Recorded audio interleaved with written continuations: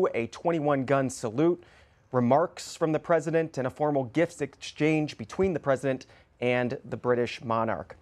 We're being told it's going to begin momentarily. We'll watch it this morning. This afternoon, the action will shift to the other end of Pennsylvania Avenue when King Charles is set to give an address to members of the House and Senate. It will be the second time a British monarch has addressed Congress after King Charles' mother, Queen Elizabeth II, gave a speech during her 1991 state visit. And then this evening, it's back to the White House for a formal state dinner. That event is expected to begin around 7 p.m. Eastern. We'll be covering it all on C-SPAN. And as we do throughout the day, we want to hear from you. Here's the phone numbers you can call as we cover these arrival ceremonies, these events on Capitol Hill, the state dinner tonight. Republicans can call in at 202-748-8001. Democrats 202-748-8000. Independents 202-748-8002. Those are the numbers we're going to be using throughout the day if you stick with us with our coverage, and we hope that you do. You're watching the arrival ceremony this morning from the South Lawn of the White House. That pre-ceremony program that you're hearing features some 200 performers. It's being touted as one of the largest arrival ceremonies ever. Here's some of the folks that have been performing this morning that you've been hearing. It's the Commandant's own United States Drum and Bugle Corps, the U.S. Army Old Guard Fife and Drum Corps, complete with a drill presentation that's set to happen. There's also the United States Navy Band, the United States Air Force Band, the United States Sea Chanters. There's also the ceremonial guards that you'll see, including the United States Marine Corps Honor Guard, the Navy Ceremonial Guard, the Air Force Honor Guard, the Coast Guard Ceremonial Guard, and then for the first time ever, it's the Space Force Honor Guard. You're watching it all on C-SPAN, and again, that ceremony is set to begin momentarily. As we wait for it to begin, I want to take you through the president's visit. We told you the monarch's visit, I should say, King Charles' visit. We told you about the events today. Here's what's happening this week. After the events in Washington, D.C., King Charles, Queen Camilla head to New York. They'll visit One World Trade Center. They will visit and talk to responders and families of victims of the 2001 terror attacks. That's what's happening Wednesday, but we're going to take you now live to the White House South Lawn. Arrivals beginning now. We'll let you watch it live and listen to it here on C-SPAN.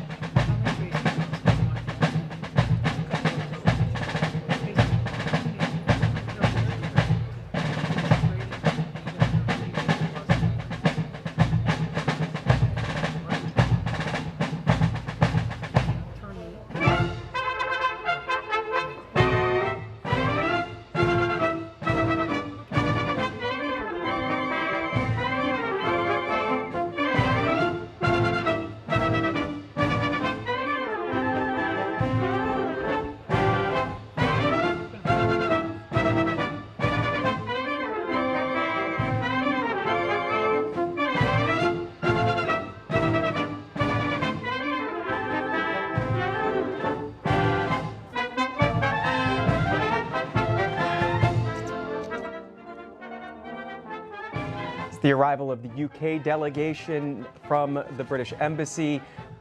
Dignitaries taking their seats as we await the official formal White House arrival ceremony for King Charles and Queen Camilla. It's set to get underway. We're hearing within the next 5 minutes or so. You can see members of the president's cabinet greeting the delegation. The Secretary of Defense, Pete Hegseth, there shaking hands, the Treasury Secretary, and more. There's Marco Rubio as well, the Secretary of State, greeting members of the British delegation, and soon it will be the King and Queen, and President Trump as well will be out there with the First Lady. It's an official greeting and a receiving line that's going to happen, a gift exchange. There'll be a military review, and again, you can watch it with us and listen to it here on C-SPAN.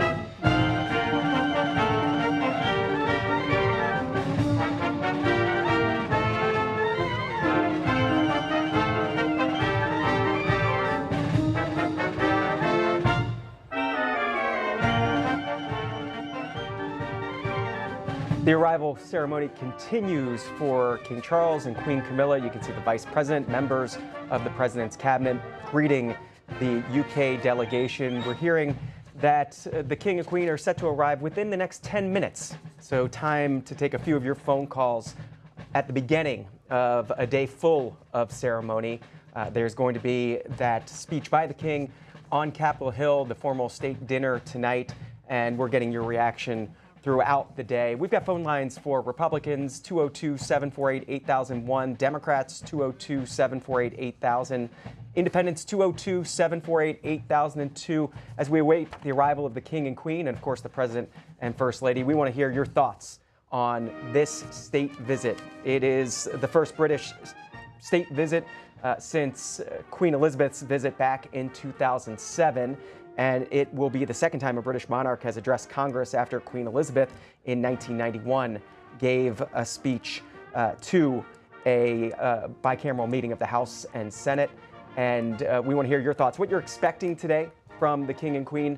We will go to that line for Independence. Esperanza is waiting. Esperanza, thanks for calling in. What are your thoughts as we await the beginning of this ceremony? My thoughts are this. It's wonderful. I'm glad the King and the Queen are here.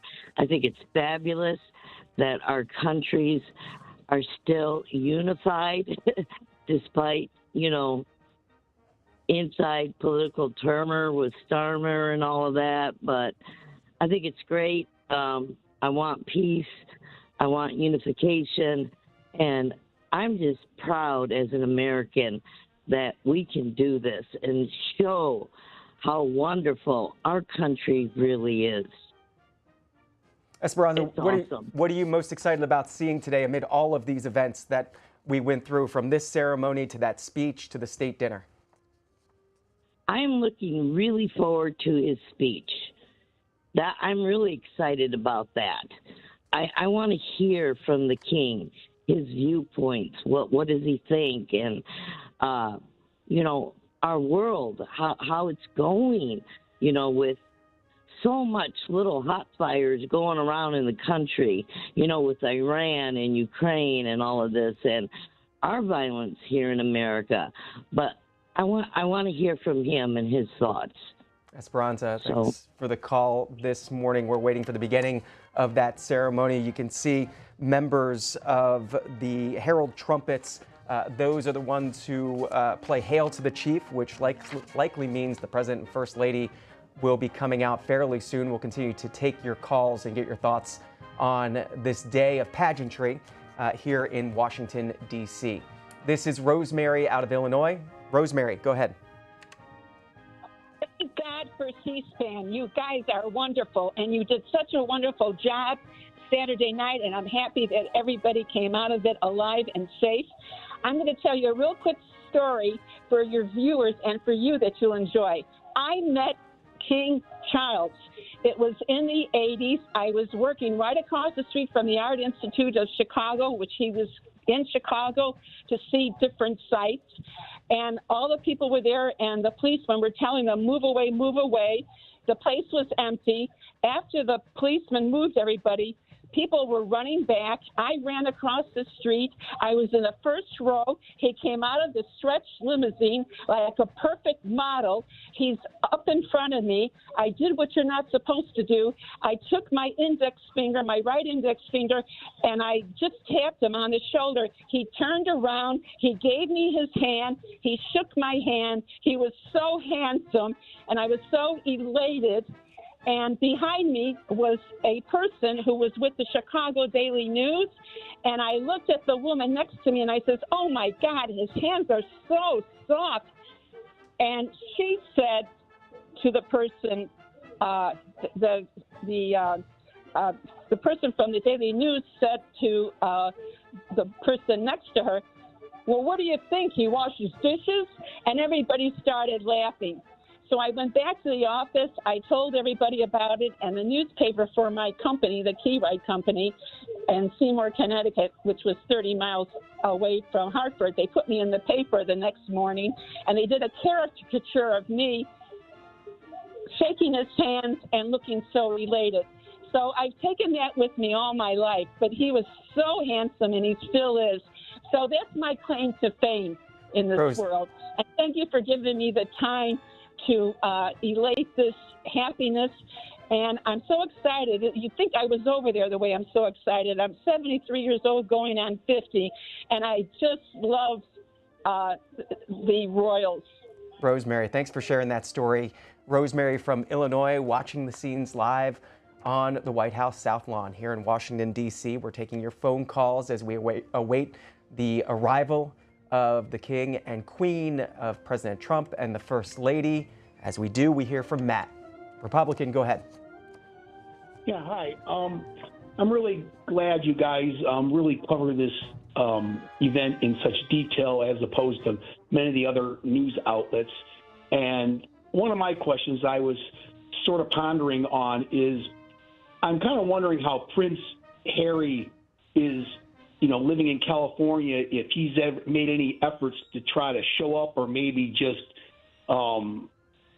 have any conversations with anybody in the media about his father coming here. And I was sort of wondering if any of you guys have covered him or have Matt, there was discussed anything. There was a story from the BBC yesterday that they will not be meeting, that the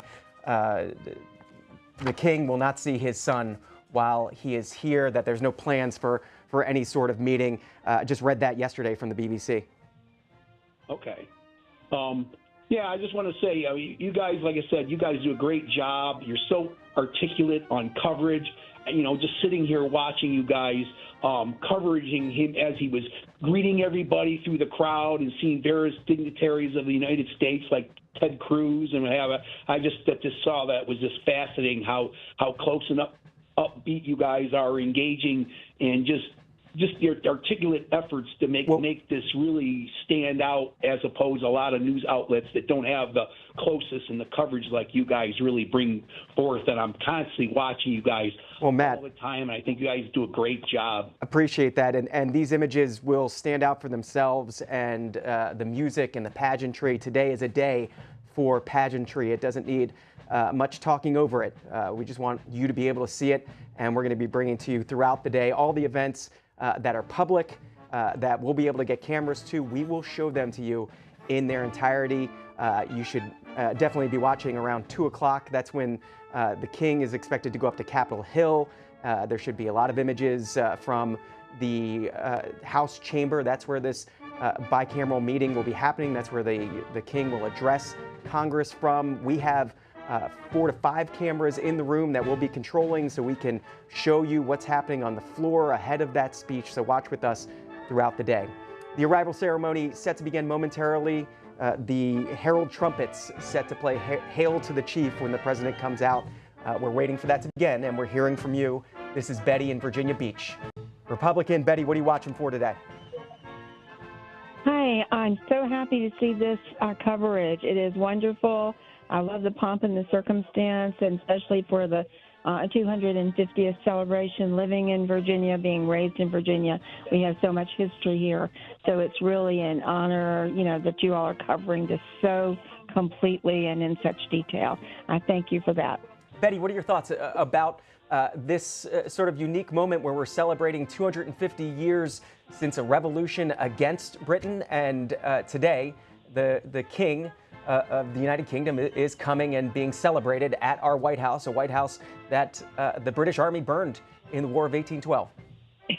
That is exactly right. So I think it's, again, another great example of, coming together and, recognizing that, where our heritage comes from in some places, not all of it, but, that we were an English colony before the Revolution.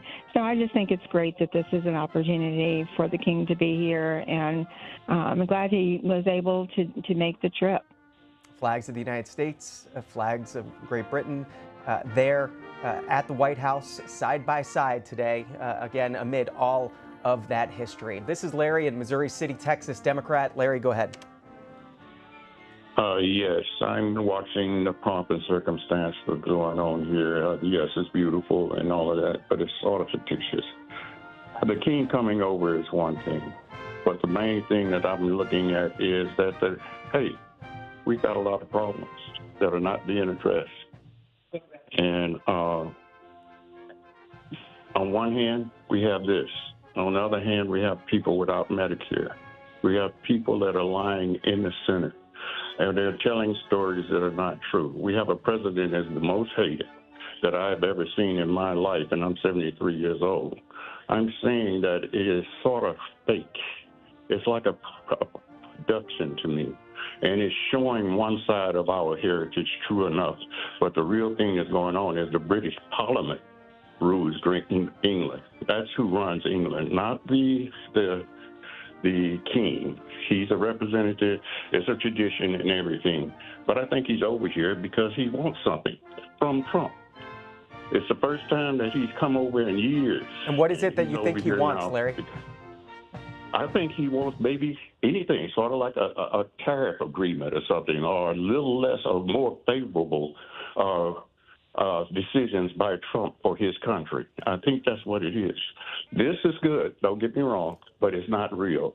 I think it's a show. I mean, I'm feeling it's a show. I'm looking at this, and I'm seeing people like myself that are in the healthcare system. We need healthcare, but look at all the money we're spending just to put this production on. All I'm saying is, no, I'm not against what's going on. I'm just saying that it's sort of like it's not real. And Larry, we're going to let you go there. That ceremony beginning, and we'll let you watch and listen to it live here on C-SPAN. King Charles III and Queen Camilla, and the playing of the national anthems of the United Kingdom and the United States. Present, march!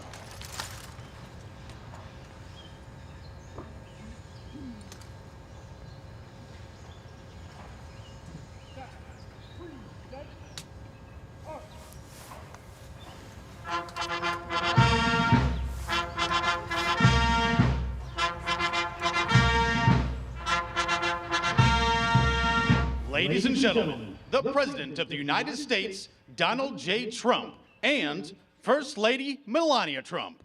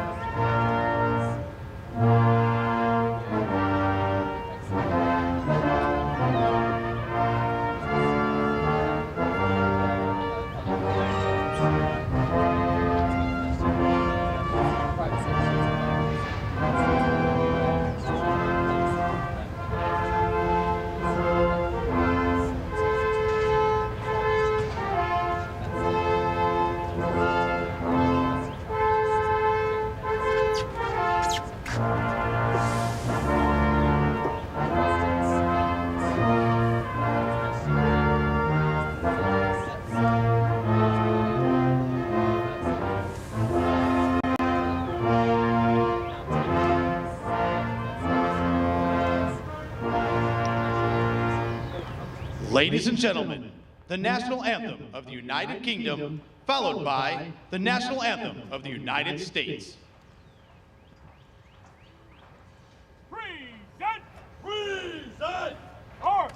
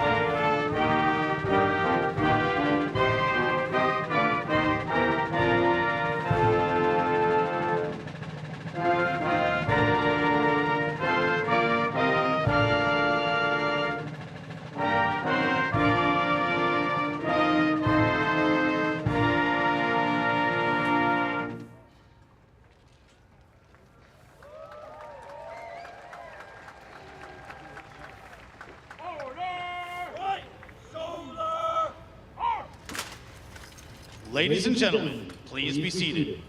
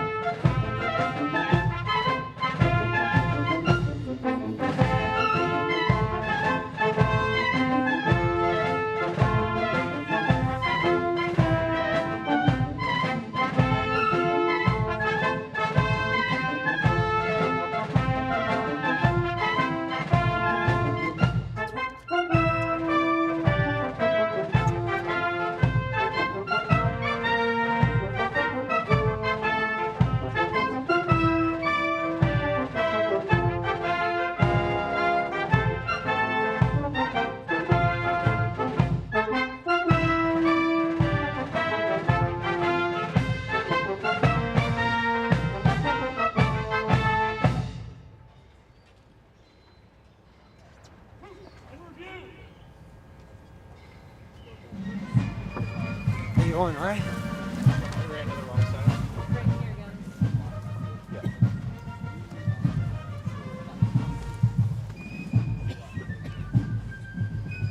Two cameras.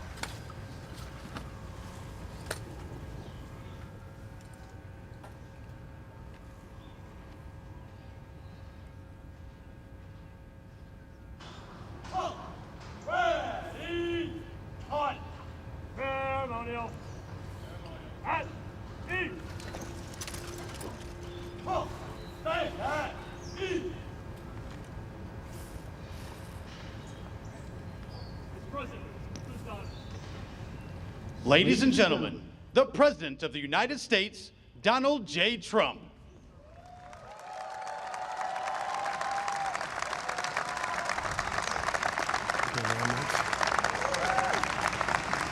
Thank you very much, everybody. What a beautiful British day this is. And it really is. Your Majesties, members of the British delegation, friends, service members, and distinguished guests, welcome to the beautiful White House. Great honor to have you. Melania and I will never forget the spectacular honor Your Majesties showed us during our extraordinary visit to Windsor Castle last September. Now it is our tremendous privilege to host you, and you're going to have a wonderful short stay, but stay nevertheless. Then you're going over to Congress, and you're going to make a speech that's going to make everybody very envious of that beautiful accent of yours. Very elegant. He's a very elegant man. Here in the shadows of monuments to George Washington, Thomas Jefferson, honoring the British King might seem an ironic beginning to our celebration of 250 years of American independence. But in fact, no tribute could be more appropriate. Long before Americans had a nation or a constitution, we first had a culture, a character, and a creed. Before we ever proclaimed our independence, Americans carried within us the rarest of gifts, moral courage, and it came from a small but mighty kingdom from across the sea. For nearly 2 centuries before the Revolution, this land was settled and forged by men, women, who bore in their souls the blood and noble spirit of the British. Here on a wild and untamed continent, they set loose the ancient English love of liberty and the Great Britain's distinctive sense of glory, destiny, and pride. And that's what it is, glory, destiny, and pride. The American patriots who pledged their lives to independence in 1776 were the heirs to this majestic inheritance. Their veins ran with Anglo-Saxon courage. Their hearts beat with an English faith in standing firm for what is right, good, and true. In recent years, we've often heard it said that America is merely an idea, but the cause of freedom did not simply appear as an intellectual invention of 1776. The American founding was the culmination of hundreds of years of thought, struggle, sweat, blood, and sacrifice on both sides of the Atlantic. Fate drew a long arc from the meadow at Runnymede to the streets of Philadelphia that ran through the lives of people born and bred on the British code that no man should be denied either justice or right. American patriots today can sing, "My country, 'tis of thee, sweet land of liberty," only because our colonial ancestors first sang, "God save the King." We see today a living symbol of this centuries-old bond, just a few dozen feet to the left where I stand. There, Her late Majesty, Queen Elizabeth, an incredible woman who I had the privilege of getting to know. Queen Elizabeth II, very, very special woman who is very greatly missed on both sides of that mighty Atlantic. Long ago planted a young tree. It was a very young and beautiful tree, and look at it now. It's tripled in size and tripled in strength, very much as our nations have even more than tripled. Like our nation itself, it was laid with British hands but grew in American soil. Today it stands tall and proud, reaching ever higher. And this morning it reminds us that the mightiest of trees, like the greatest of nations, must be anchored by the strongest and deepest of roots. In the centuries since we won our independence, Americans have had no closer friends than the British. We share that same root. We speak the same language. We hold the same values. And together our warriors have defended the same extraordinary civilization under twin banners of red, white, and blue. My wonderful mother, Mary MacLeod, was born in Stornoway, Scotland, the Hebrides, and that's what they call very serious Scotland. There's no question about it. Some places they say, well, it wasn't really Scotland. The Hebrides, that's real serious Scotland. That's where they had their greatest of warriors, their greatest of warriors. She came to America at 19, met my incredible father. We loved him so much. We all loved him. We loved her. We loved him, Fred, and they were married for 63 years. And excuse me if you don't mind. That's a record we won't be able to match, darling. I'm sorry. Just not going to work out that way.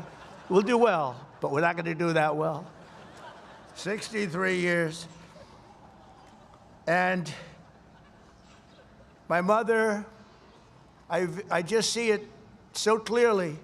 She loved, and I told the king this, she loved the royal family, and she loved the queen. And anytime the queen was involved in a ceremony or anything, my mother would be glued to the television, and she'd say, "Look, Donald, look how beautiful that is." She really did love the family, but I also remember her saying very clearly, "Charles, look, young Charles, he's so cute." It's my mother. My mother had a crush on Charles. Can you believe it? Amazing how, I wonder what she's thinking right now. But beneath those beautiful flags, 8 decades ago, Prime Minister Winston Churchill and President Franklin Roosevelt famously met on a ship in the North Atlantic to outline a vision for the free world after World War II. That understanding of our nation's unique bond and role in history is the essence of our special relationship, and we hope it will always remain that way. The ship where the two great leaders met was called the Prince of Wales, the very title that His Majesty the King held longer than any other individual in British history, and he held it with great pride and respect. It's said that when Prime Minister Churchill first met this future king many decades ago, he was so impressed, he made the statement, "He is so young to think so much and so well." And the bust of your great Prime Minister rests proudly again in the Oval Office. We're very proud to bring it back. We brought it back. Throughout His Majesty's life, the world has witnessed that same thoughtfulness which first struck Britain's greatest Prime Minister. His Majesty's intellect, passion, and devotion have been really a blessing to the British people, but not only to his own country, but to the cherished bond between the United States and the United Kingdom. And I am very certain that it will continue that way long into the future. In a few hours, His Majesty will stand in the heart of the United States Capitol as the very first British king ever to address a joint session of the United States Congress. So he's going to be addressing Congress, and I'm going to be watching. I was thinking of going, but they said, I don't know, that might be a step too far. I would love to go. It's not supposed to be protocol, but I would love to be with you. But there, the direct descendant of King George III will speak to the direct successor of the very body that gathered in Independence Hall on July 4th, 1776. If John Adams and George Washington, or the King's fifth great-grandfather, could see that sight, they might be absolutely shocked, but probably only for a moment. Surely they would be delighted that the wounds of war healed into the most cherished friendship. Think of that very, very long ago difficult war, and yet those wounds did indeed heal into the most cherished of friendships, most cherished. They would be moved beyond words to know that the soldiers who once called each other Redcoats and Yankees became the Tommies and the GIs who together saved the free world as brothers in arms and brothers in eternity, and nobody fought better together than us. If they could see us today, our ancestors would surely be filled with awe and pride that the Anglo-American Revolution in human freedom was never, ever extinguished, but carried forward across centuries, across oceans, and across history until it became a fire that lit the entire world. So today we look back on 250 years. Let us remember what has made our countries the two most exceptional nations the world has ever known. And together let us go forward with even stronger resolve to carry on our sacred devotion to liberty and to the traditions of excellence that have been our shared gift of all mankind. Your Majesties, thank you once again for making this important visit. We are so honored. May God forever bless the United Kingdom, Great Britain, and Northern Ireland, and may God bless the United States of America. Thank you very much, everybody. Thank you. Thank you.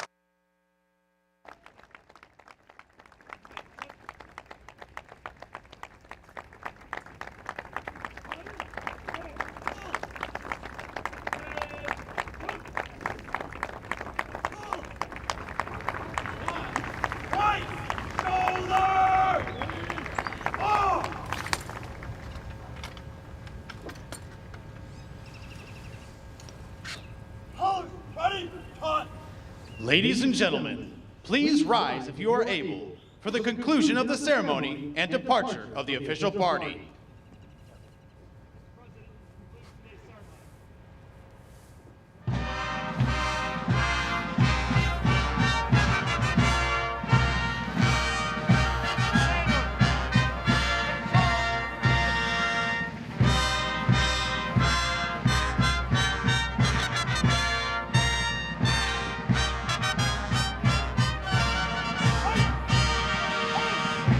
Right! Face!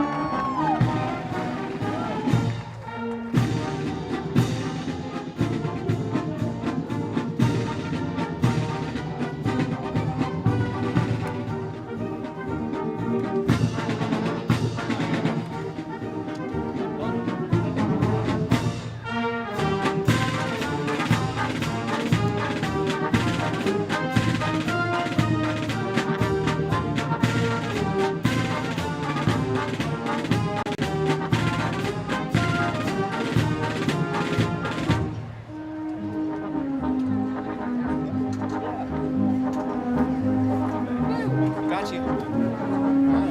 Good luck. Wonderful.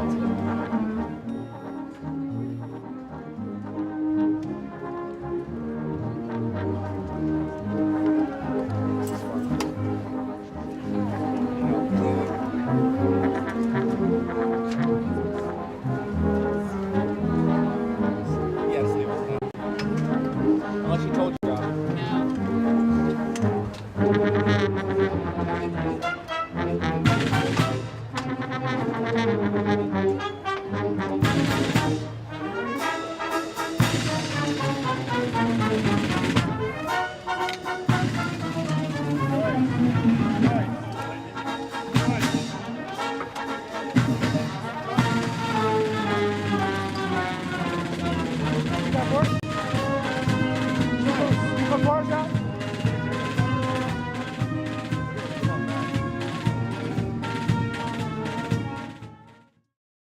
In the shadow of the monument to George Washington, a tree planted by King Charles' mother, and at the building that the British Army burned in August of 1814. It was the formal arrival ceremony of King Charles and Queen Camilla.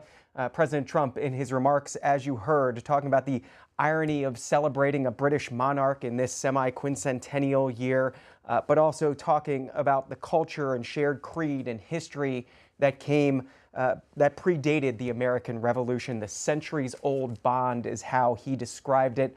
Here's what's happening now at the White House. President Trump and King Charles head to a bilateral meeting.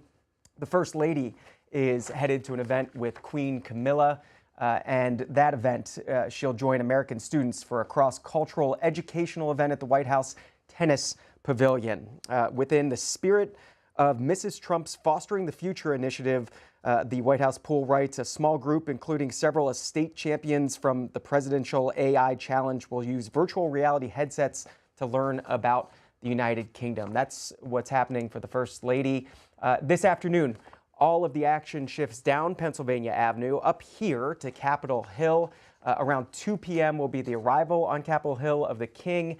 He'll have a meeting with the Speaker of the House and other leaders in Congress. And then the joint meeting of Congress will take place 3 p.m. Eastern. That's what we're expecting. Remarks before that joint meeting will take place in the House chamber.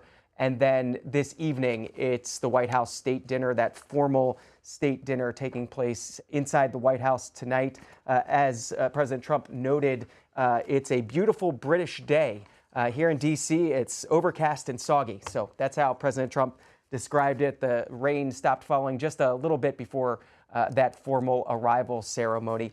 We want to get your thoughts this morning and throughout the day as this state visit continues. Here's how you can call in to talk about it. Republicans, 202-748-8001. Democrats, 202-748-8000. Independents, 202-748-8002. We'll have some time here to take your calls and walk through today's visit, but also the days to come, the King and Queen here in the United States until Thursday. So we'll do all of that as we hear from you.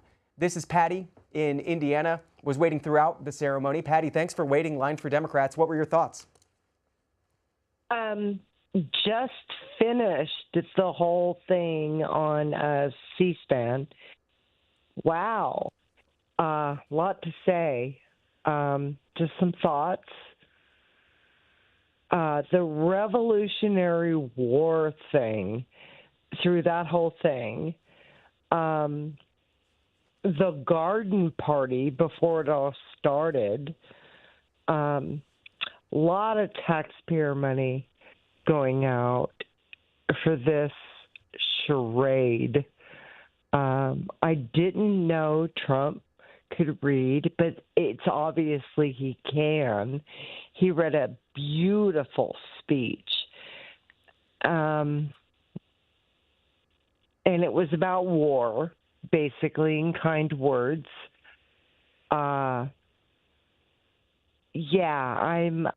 It's all a show.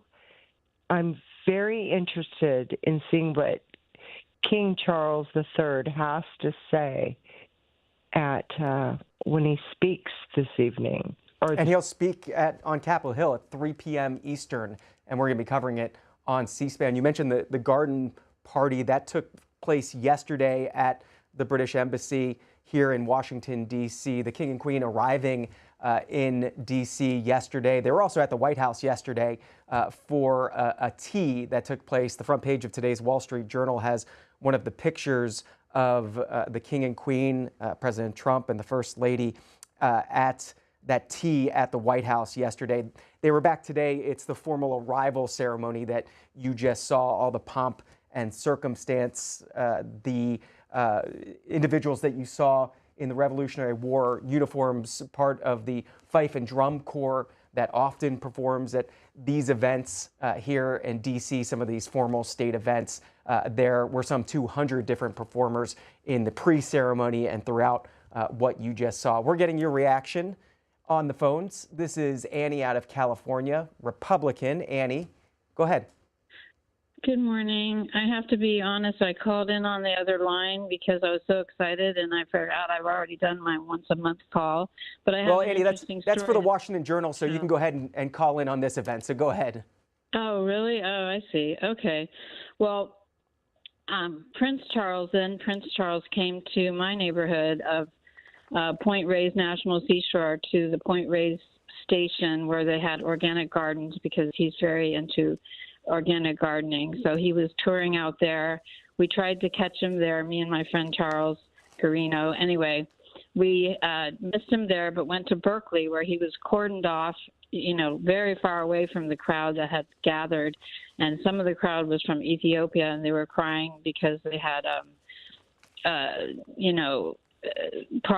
big problems, and they had signs. And so then we decided we'd go to the ferry terminal in San Francisco, the next stop. So we went over there, and I told the Ethiopian people I'd carry one of their signs. So when I brought it up and held it up, his people came and just took it out of my hands. It was very weird. But so what do you think about this visit? What are you anticipating as this continues throughout today and tomorrow and Thursday?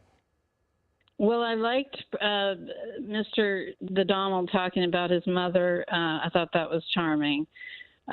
Anticipating what he might say in Congress, I suspect he's not going to say anything very controversial, but, if he would speak about what's going on, and I don't even know what's going on in Iran, because we've got so sidetracked with this shooting and this visit that, I have no idea what's going on in the actual news, sir. You know what I mean? Well, Annie, we'll try to keep you updated on that, because there is a lot going on. You mentioned President Trump mentioned his mother. He also mentioned King Charles' mother, Queen Elizabeth II, mentioning that tree that was planted on the South Lawn by Queen Elizabeth II.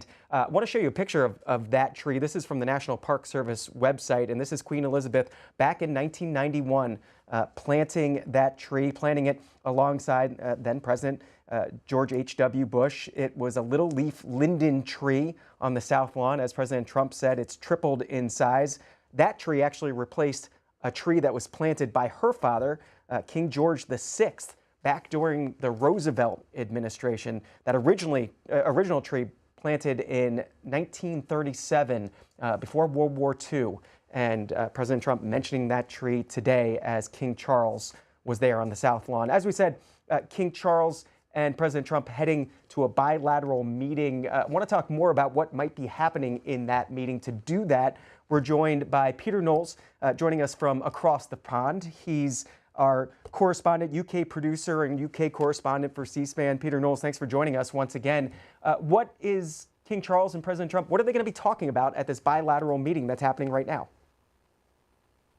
Well, the agenda is to repair the relationship between the two countries that has gone pretty badly awry in recent weeks, especially over Iran, and to see what can be done to bring about some fellow feeling. And there's been a good start to that in terms of the president's remarks at the White House that we've heard just now, and there'll be a full opportunity for the king to respond in Congress, and for them both to speak again this evening.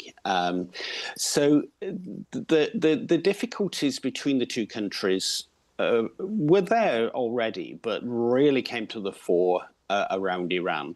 But the two men seem to get on very well. So the hope is that by the diplomats that some good feeling can prevail in those private talks that they have. Why is this meeting, this state visit, happening now? Well, it was planned some time ago, long before the Iran war was thought of. So it's not in response to that. And it is in response to President Trump's unprecedented second state visit when he came to Windsor Castle. So it is a follow-up to that. And it's an attempt to build really good relations between the US and the UK. It just happens to fall at a time of extremely difficult relations. And there were some political voices, quite a few, saying that the visit shouldn't go ahead. But the decision was taken that it was far more important for it to go ahead than to wreck it based on the difficulties over the Iran war. Who were the voices behind some of those folks that said that this shouldn't happen? And was Keir Starmer one of those folks? No, the pressure was on him to call off the visit. The pressure came from the left mainly, but also some senior royal commentators felt that there was a risk here of putting the king in an embarrassing and difficult position. But the king is an extremely experienced and, I think, able diplomat. I mean, if you think in the world, who has had more experience of diplomacy, more preparation for a difficult role, then I can't think of anybody else apart from maybe the Dalai Lama, who both men have spent their entire lives in preparation for these sort of moments. It's Gerard Baker in the pages of today's Wall Street Journal who describes the relationship and perhaps the irony of this moment this way in his column. I want to get your reaction. He said, "It's no secret that President Trump and Prime Minister Keir Starmer are hardly close allies, but the president's admiration for Charles is equally evident. For the British, the hope is that the trip will exploit the modern irony that the world's most powerful republic finds an old monarchy's hereditary king more congenial company than its elected leader." Your thoughts on that? Yes, well, there's an awful lot to unpack there. I mean, one of the curiosities here is that presidential powers, as exercised currently, are really the equivalent to monarchical powers of centuries ago. I mean, not making a direct equivalence, but there is something of that sort going on, whereas King Charles operates within all the conventions of a constitutional monarchy. So yes, there is a lot of complexity to this. It has to be remembered that until not that long ago, Keir Starmer had excellent relations with President Trump. It really is collapsed over the intervention in Iran. And one of the many curiosities here is that although Keir Starmer is under tremendous political pressure on so many different fronts, including today in Parliament over the background to the appointment of Peter Mandelson, he is not under tremendous political pressure to change course and to bring the UK into the Iran war in any significant way. That pressure is coming from precisely nowhere. Take me to this joint address on Capitol Hill and what you're going to be watching for, what the British public will be watching for as they see their monarch over across the pond. Well, this is going to be fascinating, isn't it? Because there there is a habit of thinking that these state visits are just ceremonial, and the news bulletins carry a few clips, a bit of music, horses prancing around, that kind of thing in it, and lots of fine clothes and uniforms. This is an immensely political visit. It's political start, beginning, and start to finish. So what we're looking out for is what the king has to say about the really difficult questions. And we have been briefed ahead, and I don't know if your viewers kind of want a preview of what's going to be in the King's speech. I have no idea what's going to be in President Trump's speech. We'd very much like a preview of what's going to be in that speech. Okay, well, we've been briefed that here are some of the themes that we can expect on reconciliation and renewal, which clearly points to the acknowledgement that there is something to be reconciled and something to be renewed and, in a sense, repaired. Friendship, of course, between the two countries. One phrase from the speech we've been given in advance, which is that the king is expected to say that time and again, our two countries have always found ways to come together. The speech is expected to end with some words around this idea that in times of great international challenges, it's more necessary than ever to stand together to defend democratic values. And we've had one other glimpse in terms of what will be in the King's speech, in that he will touch upon NATO, on the Middle East, and on Ukraine. He is a great friend of President Zelensky. So this is a speech that's not going to shy away from contentious areas in the relationship. It's going to get stuck in from the sound of it. I have no advance sight of President Trump's response. Can I just say one thing about this speech? It is obviously steered by the government, by the Foreign Office, will direct what areas to cover. But it is, in the end, King Charles's own words and his own expression. So it's very different from what we call the King's Speech, which is how Parliament is opened. And the next King's Speech is due on the 13th of May. That is a speech that is simply written by the government for the King to read out. And he reads it out in a fairly deadpan fashion because he is reading out somebody else's words. This is different. This has got some of the style, the character, and some of the language of the king himself. You mentioned contentious issues. There's going to be some folks in that room in the chamber of the House of Representatives who have been asking for the king to meet with victims of Jeffrey Epstein. I want to ask how that issue is playing into his trip. I know the BBC reported that he's not expected to make that visit with victims of Jeffrey Epstein, but just how that issue, such a big issue in your country as well, is hanging over this trip to the United States. I think it's generally understood at this end the reason why such a meeting was advised against and wouldn't be undertaken, that with legal proceedings still ongoing and likely to be for some time, and legal proceedings in particular directed towards the king's own brother, although those proceedings are not related to the victims of Jeffrey Epstein, that such a meeting would be highly problematic and potentially prejudicial. So I think that explanation is generally accepted at this end. Speaking of the king's family, an issue that a caller brought up earlier when we were talking about this visit was whether the king was going to meet with his son Harry, living here in the United States. I know the BBC reported that was not expected to happen, but can you just talk through that relationship right now and how much pressure there is for a meeting of that kind?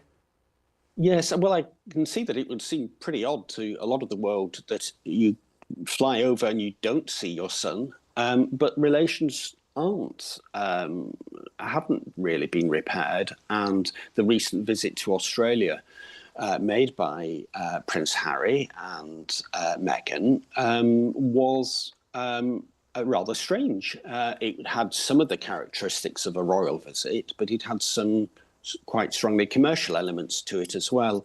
So they don't seem to have made great progress on that front. But most people recognise that family relationships come under strain in many families, not all families, but in many families, and might have a bit of sympathy for both sides of this in that context when we think of our own lives. And then finally, Peter Knowles, I want to turn to what happens after today on the King's visit. We talked through of course, the arrival ceremony and that joint address. There's the state dinner, more pomp and circumstance at the White House tonight. But then tomorrow, the King heads to New York City. He's going to visit One World Trade Center. There's a meeting with Mayor Mamdani that's expected to take place. He's also expected to meet with some of the family members of victims of the 2001 terror attacks in New York. And then on Thursday, it's back to the Washington, D.C. area, a visit to Arlington National Cemetery. Also, the King set to meet with Indigenous Americans. There's a community party celebrating the 250th anniversary of American independence that he's expected to go to. What are you most interested in for the rest of this visit? Well, it carries on because he then goes on to Bermuda, and that's his first visit to a British overseas territory in his reign. I think there's a lot of admiration, actually, for his and the Queen's staying power. I mean, King Charles has serious health problems. He's been under cancer treatment for quite some time now. So there's genuine appreciation and admiration for his willingness to get engaged in this fashion. One of the interesting aspects is when he meets Indigenous peoples, and this came up in relation to Alberta and to the question of a possible secession movement there in Canada. We don't forget that we're looking at the King of Canada, and who opened the Parliament in Ottawa. And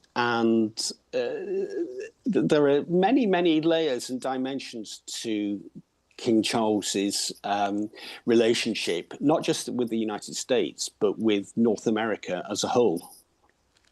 Peter Knowles is C-SPAN's UK producer, correspondent, always our happy correspondent across the pond, and we are always happy to chat with you. Thanks for joining us on this momentous day. We'll watch the King's speech to Congress together. Thank you.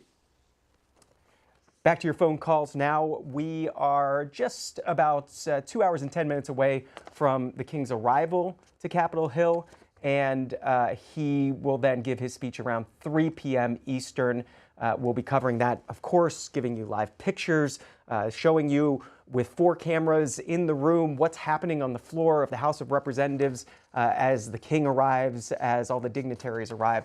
So we hope you'll watch that with us. And then, of course, 7 p.m. tonight, we hope you join us for the King's state dinner, the formal state dinner that's taking place at the White House. The arrival ceremony at 7. There's a tour that's expected of the White House. That's going to take place, a receiving line. Dinner won't really start until about 8 p.m. Toasts that happen at the end. So it's a full day of events, and we hope you join us here on C-SPAN. Your phone calls, though, we want to hear your thoughts about this visit, your stories about the King, about the late Queen. We've heard a few of those this morning, and we encourage you to give us a call on phone lines. Republicans, it's 202-748-8001.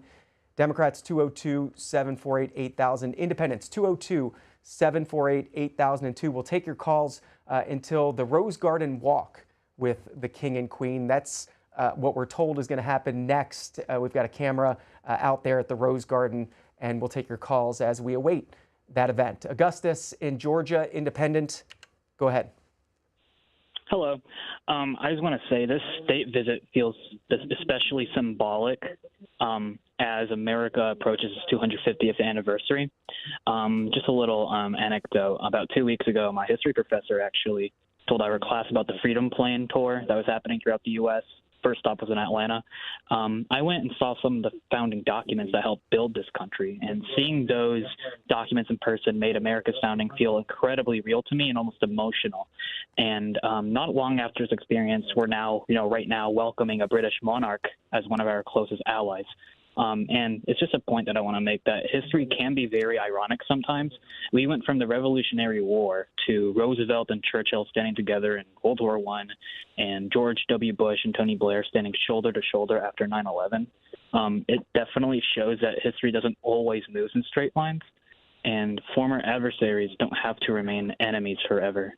And at a time when global stability feels uncertain, I think that kind of long-term alliance is incredibly important. And just to throw it back to what happened several days ago at the White House Correspondents' Dinner, I think it should make us reflect inwardly as Americans about why it feels so hard for us to disagree with one another without treating each other like permanent enemies.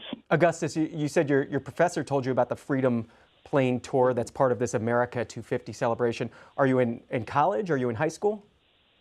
I'm actually in college right now. My professor, we were just talking about it in class, and he just brought it up, and I didn't have foreknowledge about it, and I decided to go, and it was just a emotional and real experience for me as someone who enjoys, history like that, and being able to see it and being able to see what forged, this country, and the state visit. I think to me, it's special. I mean, I can't really put it into words, really, but it was a very surreal and special experience. Augustus, thanks for bringing it up, and for viewers who haven't had a chance to see the Freedom Plane or the documents, a place you could go to see both is cspan.org. C-SPAN's American History TV got access to the Freedom Plane, to those documents, and went to one of those tour sites in Kansas City, Missouri.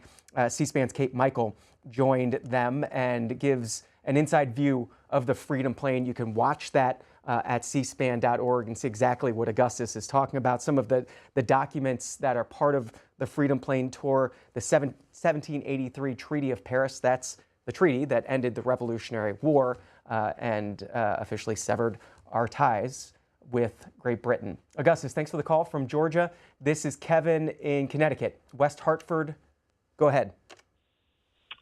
Hello.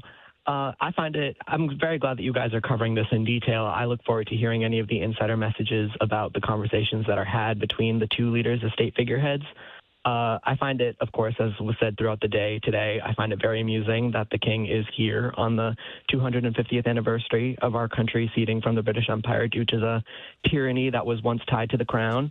And, it's very interesting on how the liberal perspective, we find ourselves almost in the exact same situation with our current leadership in the White House. At least that's how I view it personally. I'm very interested to see if any comments will be made alluring to that by anyone on the British delegation, as I believe was mentioned slightly by your Westminster correspondent. And I'm hopeful that the state visit will almost act as some sort of intervention to the President of the United States, as it's been mentioned time and time before, like there are tensions with NATO, that the British delegation wants to highlight, the war in Iran and the problems in the Middle East. So I'm really hopeful that any speeches that may be made publicly or comments that are made in private that we may have access to in the future might bring up that to the president and his leadership.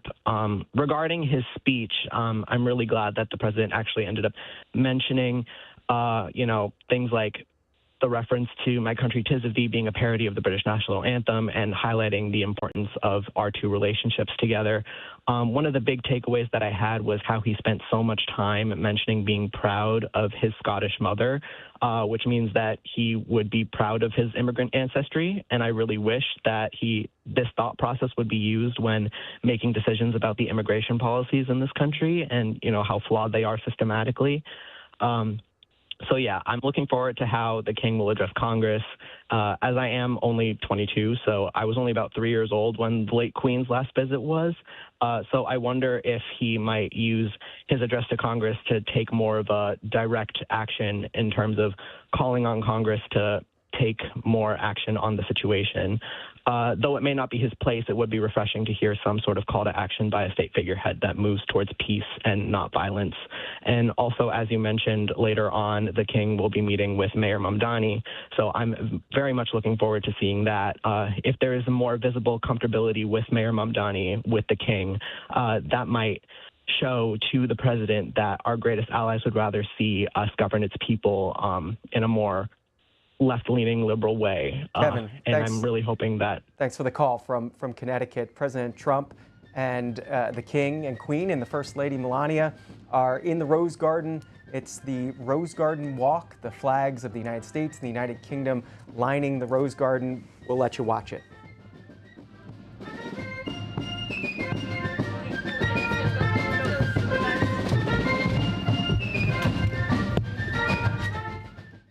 From it, we'll of course show it to you, the White House pool being moved around the White House as this state visit continues, events throughout the day. And as we said, it shifts up to Capitol Hill in just about 2 hours after lunchtime.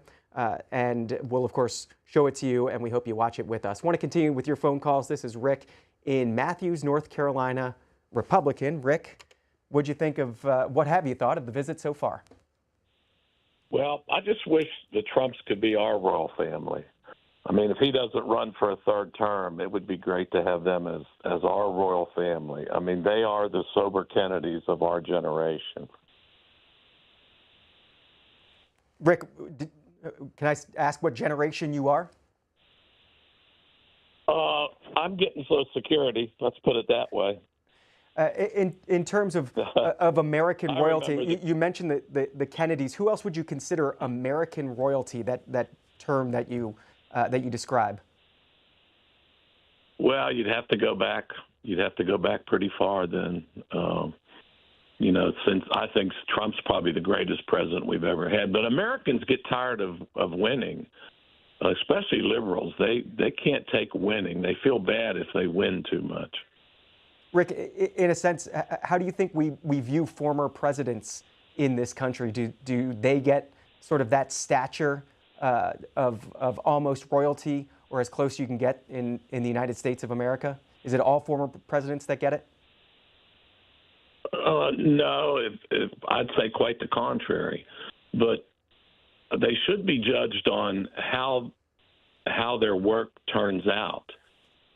The decisions they make, how they affect the future. That's Rick in the Tar Heel State. Mimi's in the Centennial State. Independent. Mimi, good morning to you. Oh, good morning. I'm kind of a little taken aback there. You suddenly got to me. Well, we've only got about 40 more seconds of morning, so Okay. I guess it's still morning. What were your thoughts so far? So let me just quickly state that I'm really liking the decor. It's very nicely done. But I do have a couple of things, just two things that are concerning to me, and that would be that I also have Revolutionary War ancestors from Scotland, and they were the Ralstons, and they gave up their title as the chiefs of that particular clan, and in order to become Revolutionary War heroes. And one of them was captive on that ship that Francis Scott Key was negotiating their freedom for, and where he was inspired to write our national anthem. So I get that his mother is affectionate towards the royal family, but at the same time, you know, like, I think there's a little bit too much of an affection for them, and I do not think that we need a royal family. There's very strong reasons I feel that way. But also, the Constitution states that the address of Congress is reserved for the citizens of this country, and that the Pope should not have addressed our Congress, and nor should the King of England be addressing our Congress. So, Mimi, there's plenty of foreign leaders that have addressed this country throughout the years. It's not a rule that they can't. Not the Congress. There is a rule that they can't. I know my Constitution. And you should be concerned about that. And then talking about having Trump be a royal family, Trump and Melania become a royal family. No royal families, no kings. I cannot believe Rick said that. No, absolutely freaking not. You have a good day. That's Mimi in Colorado. Back at the White House, we want to show you the White House Tennis Pavilion. That's where the next event is set to take place, being described as a cross-cultural education event at the White House Tennis Pavilion. It's the First Lady and Queen Camilla who will be at that event. There'll be several students at that event from the Presidential AI Challenge, and we'll show you what there is to see as events continue at the White House on this state visit. Ann in Michigan, Independent, go ahead. Yes, I think this is a wonderful time to have the king over here. It's in the middle of a war, and it's to show that there can be peace between two countries. It's just a perfect timing, in my opinion. I was born over in Wales. I survived the bombing going off in World War II as a baby, and I came into this world during a war, and I'm 83, and now we've got another war.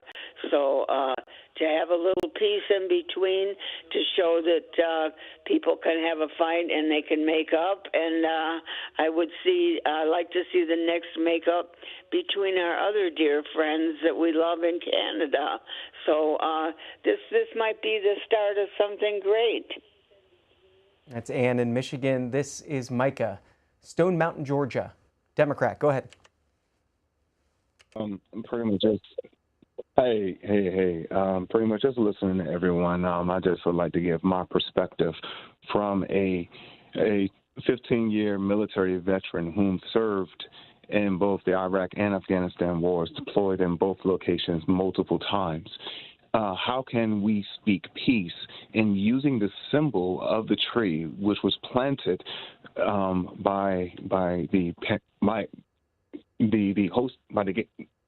British? Okay.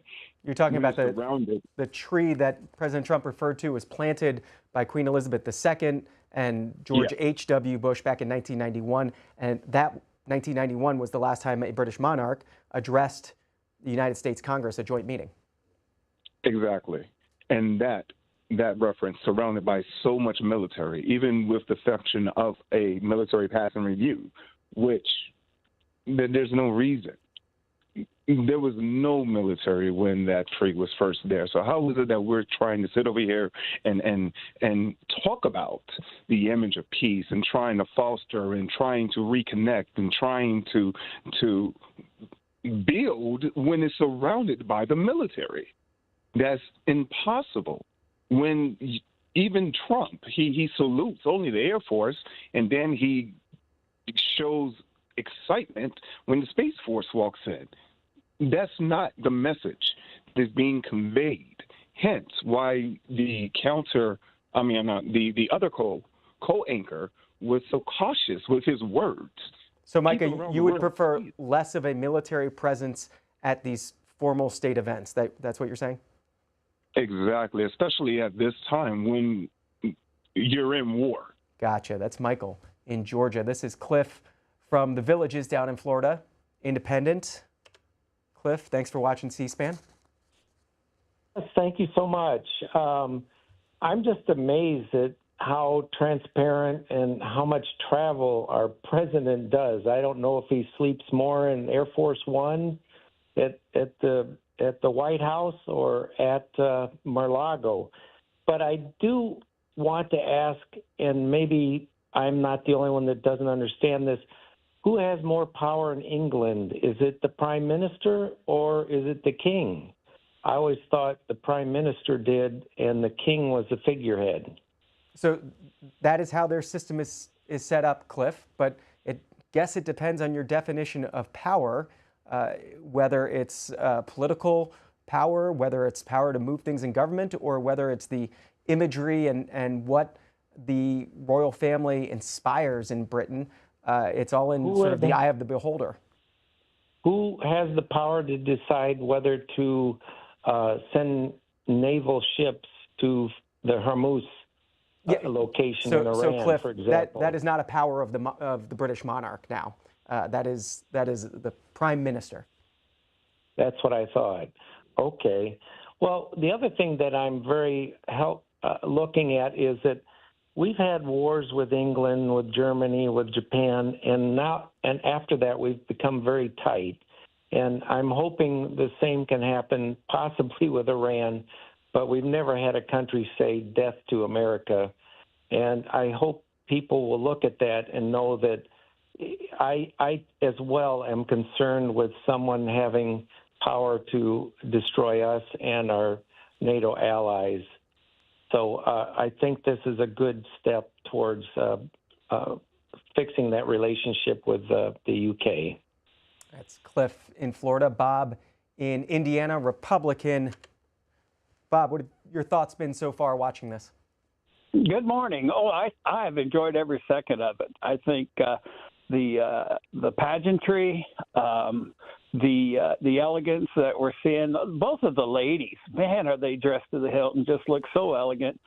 And I have really thoroughly enjoyed the military aspect of this. Bob, can I just jump in and say, you talk about dress so elegant. Some reporting from the White House pool, at least on the First Lady's attire, a white silk and wool jacket, a skirt by Ralph Lauren, and that collection, a straw hat by Eric Javits is what's been reported from the pool reports, just some of the notes that have come in. Go ahead. Yeah, well, yeah, she's going to dress to the hilt. That's our First Lady. But I think to be able to see all this come around, and I guess people maybe forget how elegant, how majestic was the visit that our president had when he went over to England. I mean, it was full military and that big parade, and it was. I think we're matching them here, and I'm really proud of America, and I love the speech. President Trump's speech was fantastic, and I didn't know the story about the tree. And then again, I will tell you that my relative came to the United States in the 1600s as a cabin boy on a ship that landed in Williams, Virginia. And to be a cabin boy in those days meant you were either an orphan or a troublemaker, and they put you on the boat to come across. So. And then his relative ended up, his name was Strange Man Hutchins in Pennsylvania, who was a Quaker who helped make bandages for the soldiers that were injured in the battlefield. So I feel like I have a connection to all of this. Thanks for telling us about it. What you're seeing now is live pictures as they come in or occasionally as they freeze from the White House Tennis Pavilion, that event with Queen Camilla and First Lady Melania Trump. If it comes in fully, we'll let you watch it for a little bit as they walk their meeting with students from the Presidential AI Challenge, and we'll watch it all together.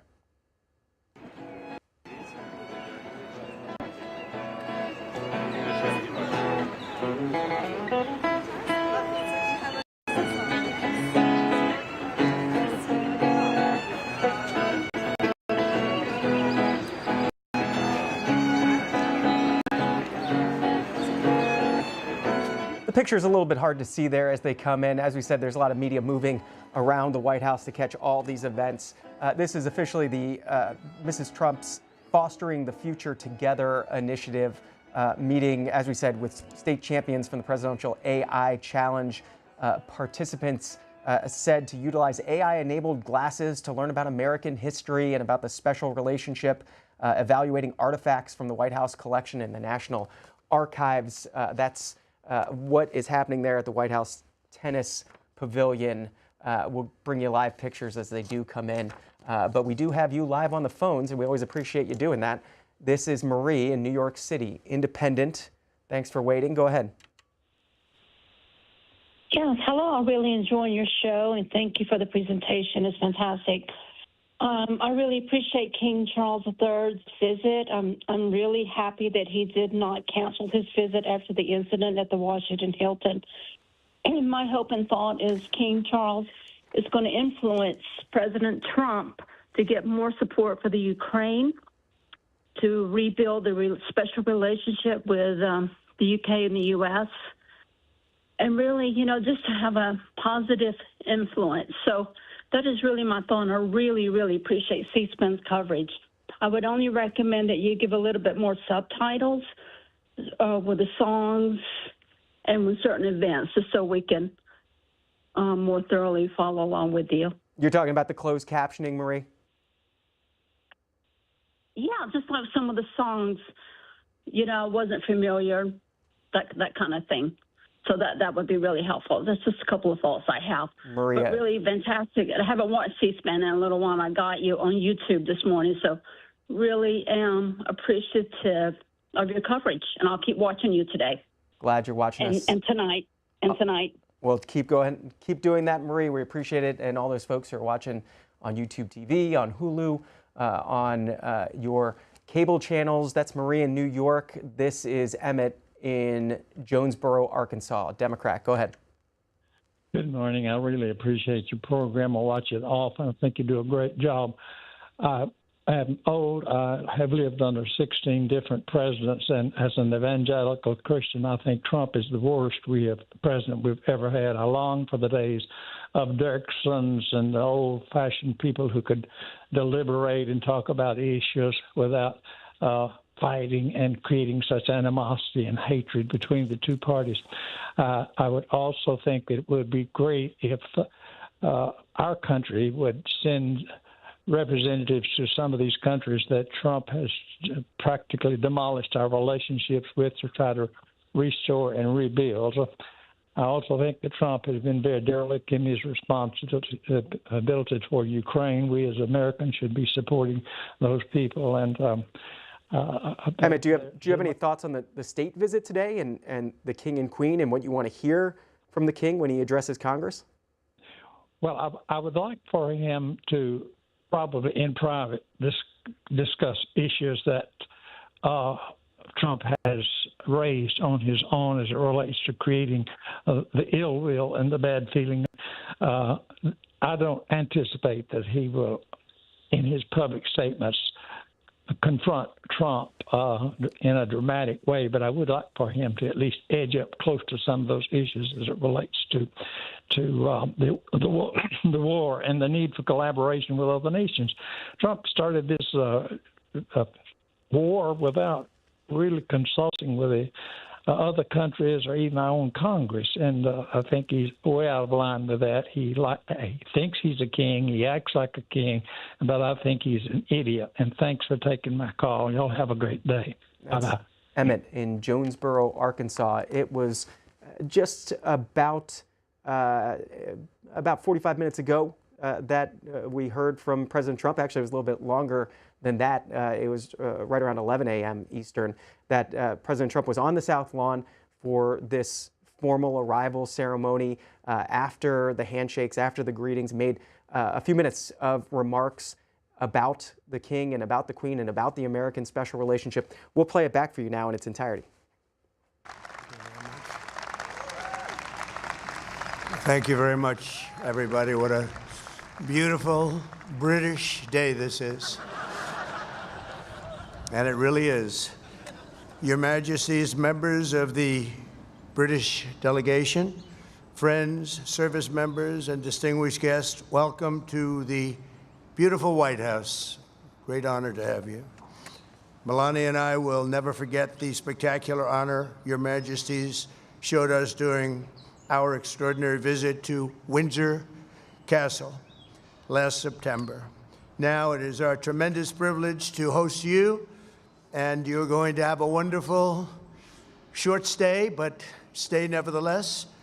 Then you're going over to Congress, and you're going to make a speech that's going to make everybody very envious of that beautiful accent of yours.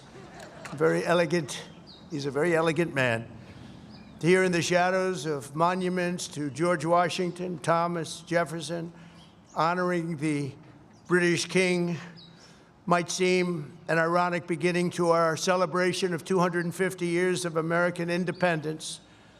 But in fact, no tribute could be more appropriate.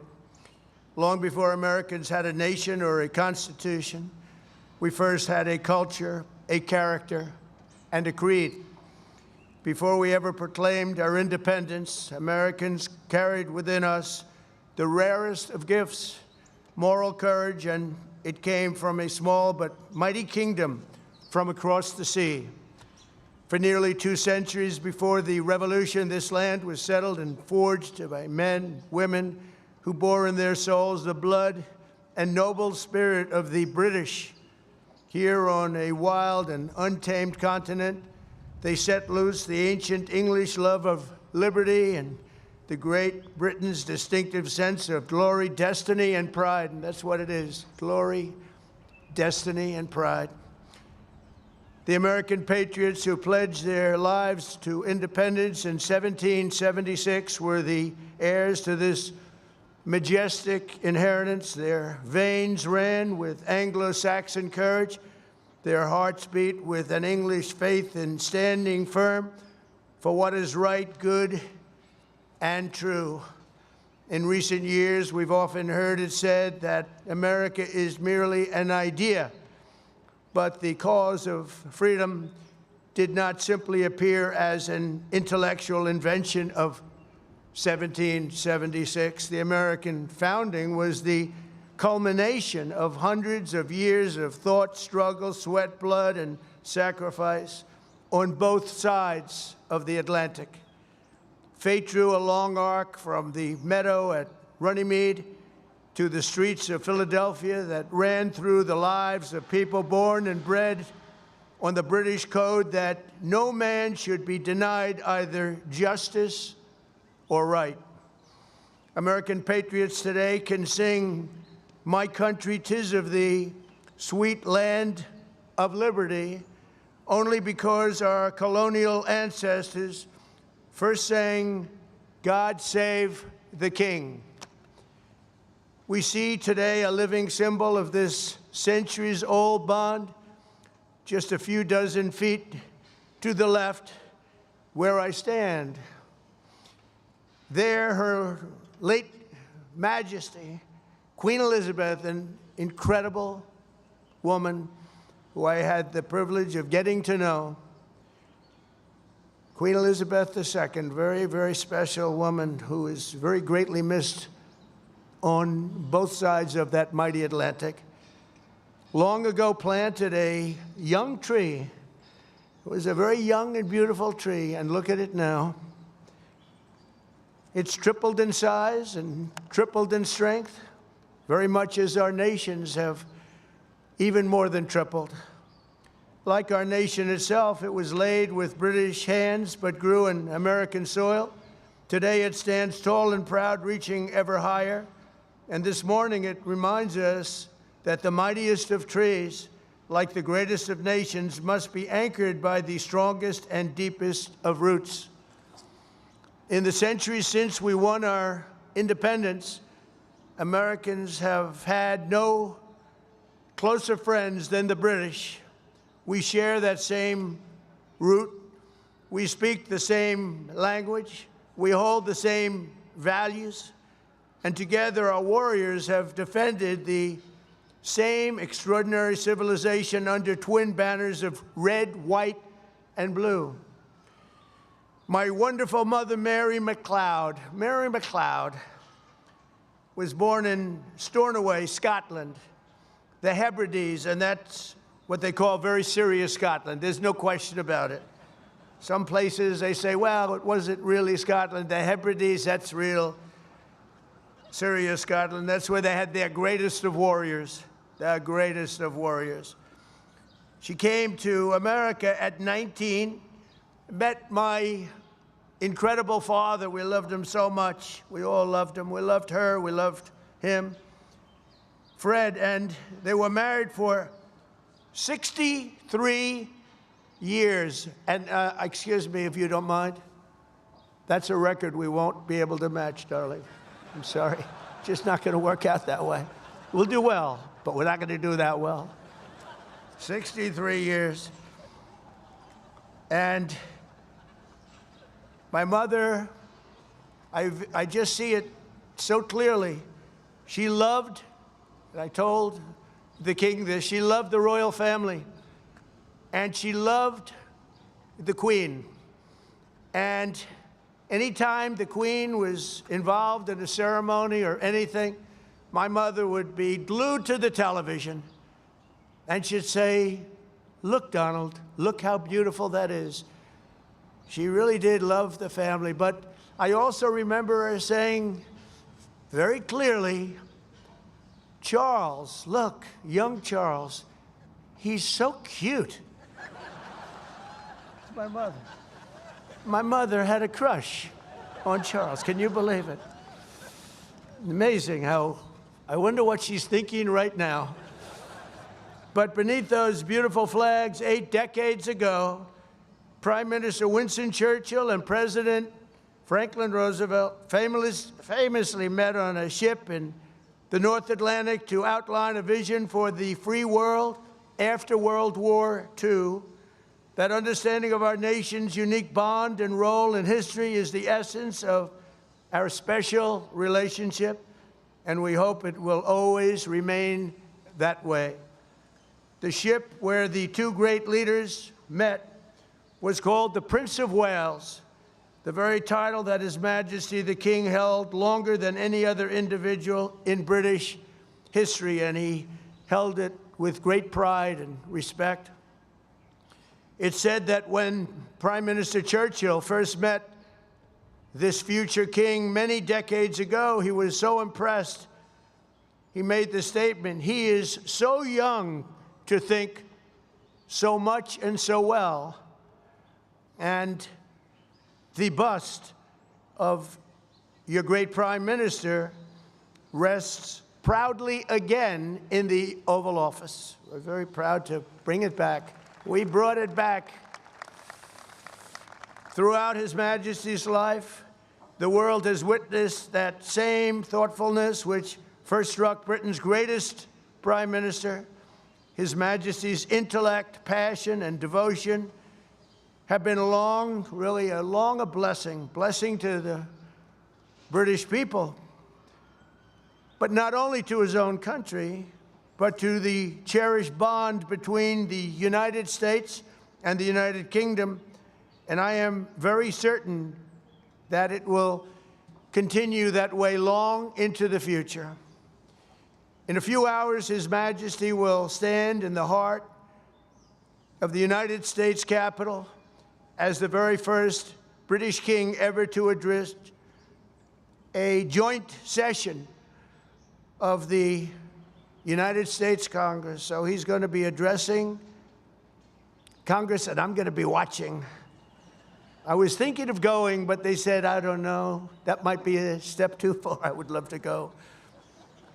It's not supposed to be protocol, but I would love to be with you. But there, the direct descendant of King George III will speak to the direct successor of the very body that gathered in Independence Hall on July 4th, 1776. If John Adams and George Washington or the King's fifth great-grandfather could see that sight, they might be absolutely shocked, but probably only for a moment. Surely they would be delighted that the wounds of war healed into the most cherished friendship. Think of that very, very long ago difficult war, and yet those wounds did indeed heal into the most cherished of friendships, most cherished. They would be moved beyond words to know that the soldiers who once called each other Redcoats and Yankees became the Tommies and the GIs who together saved the free world as brothers in arms and brothers in eternity, and nobody fought better together than us. If they could see us today, our ancestors would surely be filled with awe and pride that the Anglo-American Revolution in human freedom was never, ever extinguished, but carried forward across centuries, across oceans, and across history until it became a fire that lit the entire world. So today we look back on 250 years. Let us remember what has made our countries the two most exceptional nations the world has ever known. And together let us go forward with even stronger resolve to carry on our sacred devotion to liberty and to the traditions of excellence that have been our shared gift of all mankind. Your Majesties, thank you once again for making this important visit. We are so honored. May God forever bless the United Kingdom, Great Britain, and Northern Ireland, and may God bless the United States of America. Thank you very much, everybody. Thank you. Thank you.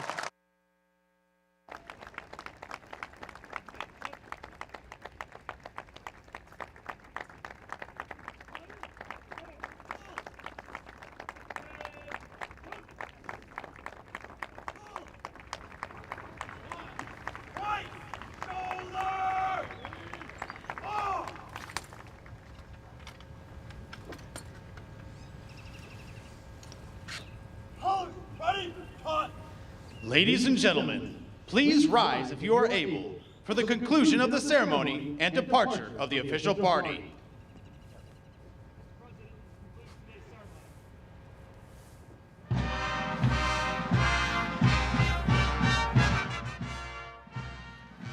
That was President Trump from the South Lawn. That was earlier this morning, the official arrival ceremony. The King and Queen still at the White House. Various events taking place, and we're covering them for you on the C-SPAN networks. Talking about this state visit and to continue that conversation, we're joined by Philippe Dickinson, a former British diplomat at the British Embassy from 2019 to 2024, now a deputy director at the Atlantic Council.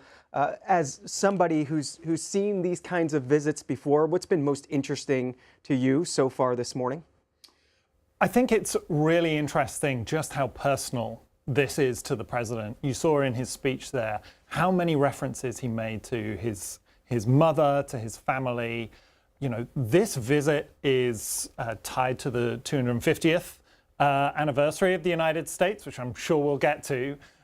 So there's a lot of history and tradition and everything wrapped up in all of that. It's really striking how personally the president feels that history and tradition. And I thought he articulated it very eloquently and nicely in his speech at the South Lawn. What is the King's job when he goes before Congress today and makes his joint address? So the King is kind of our trump card, if you will, as the United Kingdom. He is the UK's top diplomat. He is there to reinforce the strong and deep bonds and ties between the UK and the US. There's a lot of talk right now about, you know, is the special relationship strained because of the daily back and forth, the situation in Iran, et cetera, et cetera. The King his job is to kind of talk beyond that, is to talk to the deep history, to the strong defense, security ties that we have enjoyed over decades and centuries, the economic ties, and the deep personal, interpersonal, and cultural ties that the president himself articulated in his speech. The mechanics of this, who gets to write the King's speech to Congress? Does he do it? Does Keir Starmer have somebody do it? How does this work, and who gets to decide what's in and what's out? So the King, obviously, he takes very close personal interest in this, and I understand that he has been very closely involved in the drafting of the speech. But he is here as a representative of the government as well. There is a process around Whitehall, which is the sort of the shorthand for the different government departments in London and the Prime Minister's office. They will all have fed into and commented on the drafts, etc.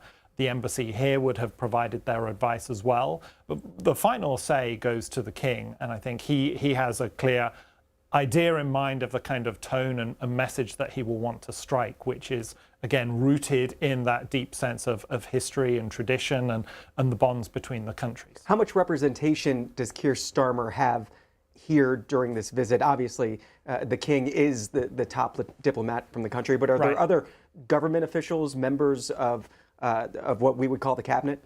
Yeah, the Foreign Secretary, Yvette Cooper, who is Marco Rubio's counterpart, she's here accompanying the King, and obviously there is wider supporting entourage. I think the Special Envoy for Trade, Varun Chandra, is here as well.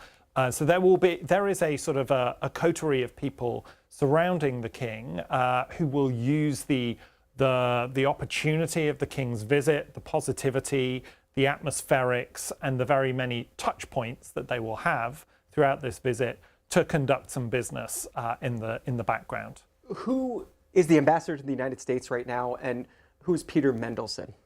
So the ambassador to the United States is Christian Turner. He is a career ambassador. He has served in lots of senior positions as a diplomat within the UK government. Most recently, he was negotiating on the Iran file for the UK government with the Iranian government. He's been the High Commissioner, which is the ambassador equivalent in Commonwealth countries in Pakistan and Kenya. Peter Mandelson is his predecessor as ambassador. He had a short tenure as ambassador in the United States, and he left that position because of links to Jeffrey Epstein that came out after he had accepted the position. When the king goes before Congress there, as we noted earlier, members of Congress who wanted the king to address victims of Jeffrey Epstein. The BBC reported that that's not going to happen, that meeting's not going to happen. But how much has the king had to navigate that issue, especially with his brother being wrapped up in this issue? Yeah, I think the folks planning the visit, including the king, would have wanted to focus on the positive aspects of the relationship, on the deep historical links between the countries. And I think there was, I am interpreting, I'm second guessing, there would have been an assumption that anything that focused on the Epstein case would have been, quite frankly, a distraction that kind of consumed all talk and coverage of the visit, and fundamentally the royal planners wouldn't have wanted that to be the focus of the visit. So these kind of occasions are carefully choreographed.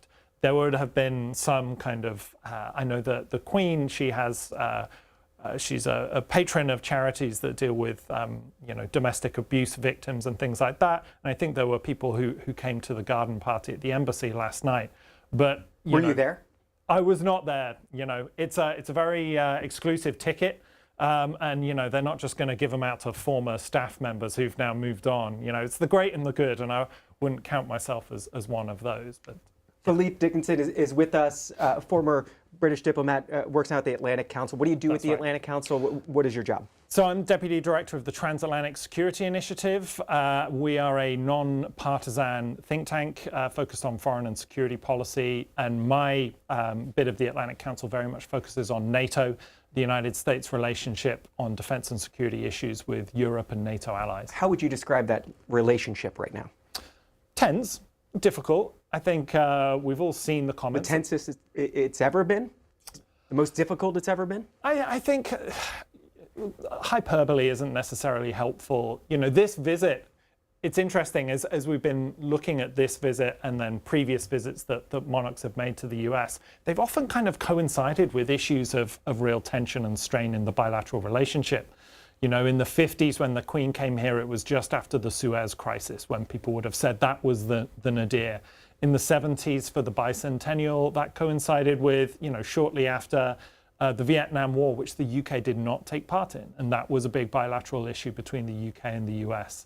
There have been issues and tensions before.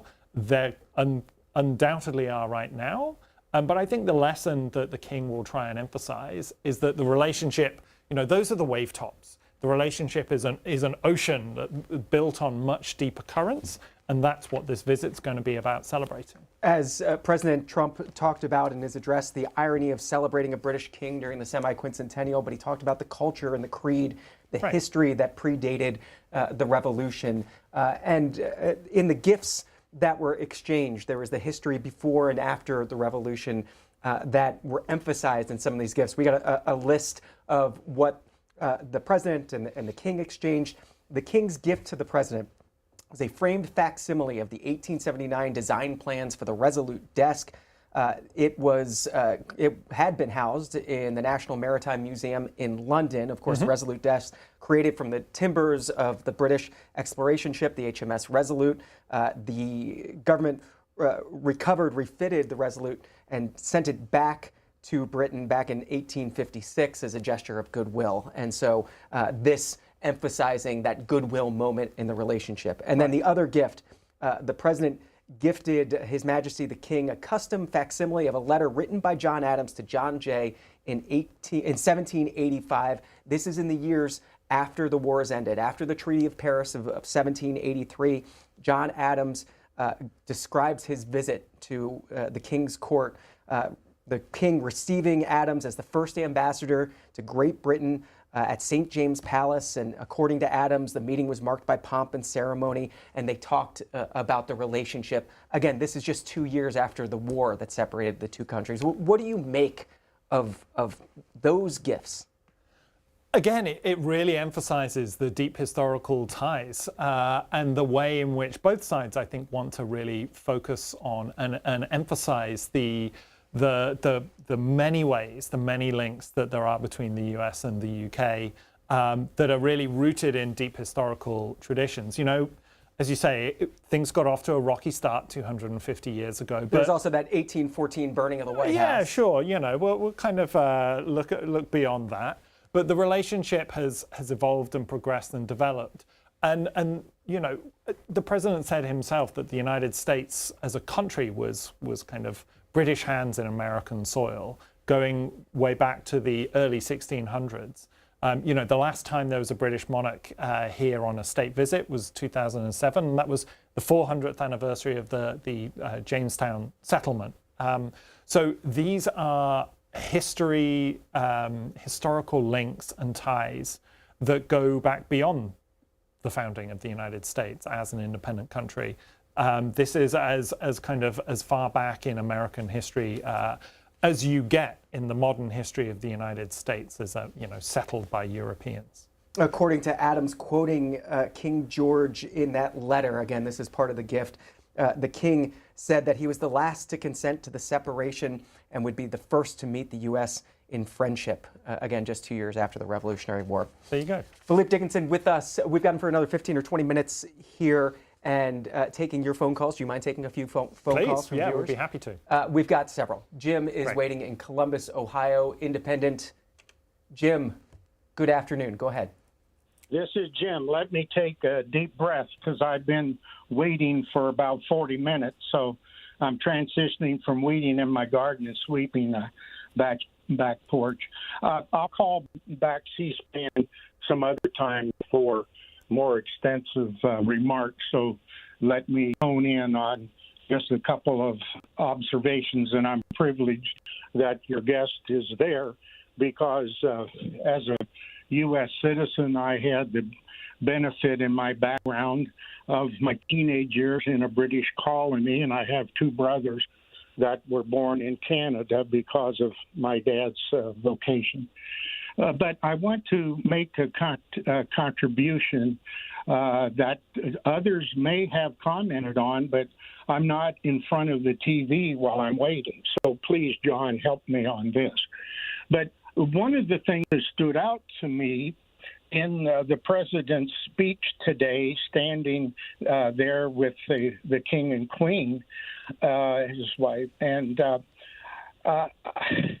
I struggle in terms of a respect for the speechwriter, for the president, and the president's apparent lack of perspective if he reviewed that speech before I read it. And he's so known for ad-libbing, even though that is a frustrating habit of his because it's just repetition, not Jim, what was an example of that lack of perspective?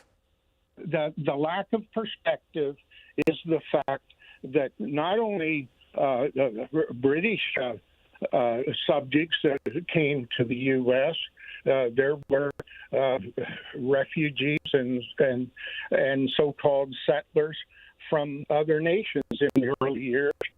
But where is the recognition of the indigenous native people that were here? Now, they may not have had a title to land recorded in some governmental fashion as we lived with, but while they were in that area, that was an area that they pursued in agricultural and hunting grounds, etc.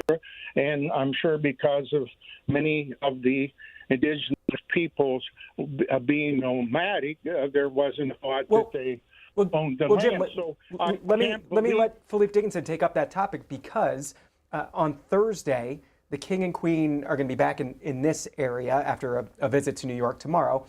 They're going into a national park and they're meeting with some indigenous Americans on Thursday. So the caller's topic, a topic that they are going to be talking about. Absolutely, and I think it's a great point that Jim raises. The history of this country, it did not start in 1607 or 1776. There have been human beings that have been settled on this continent for a lot longer than that, and it is really important to recognize the indigenous culture that preceded Europeans who arrived on this continent.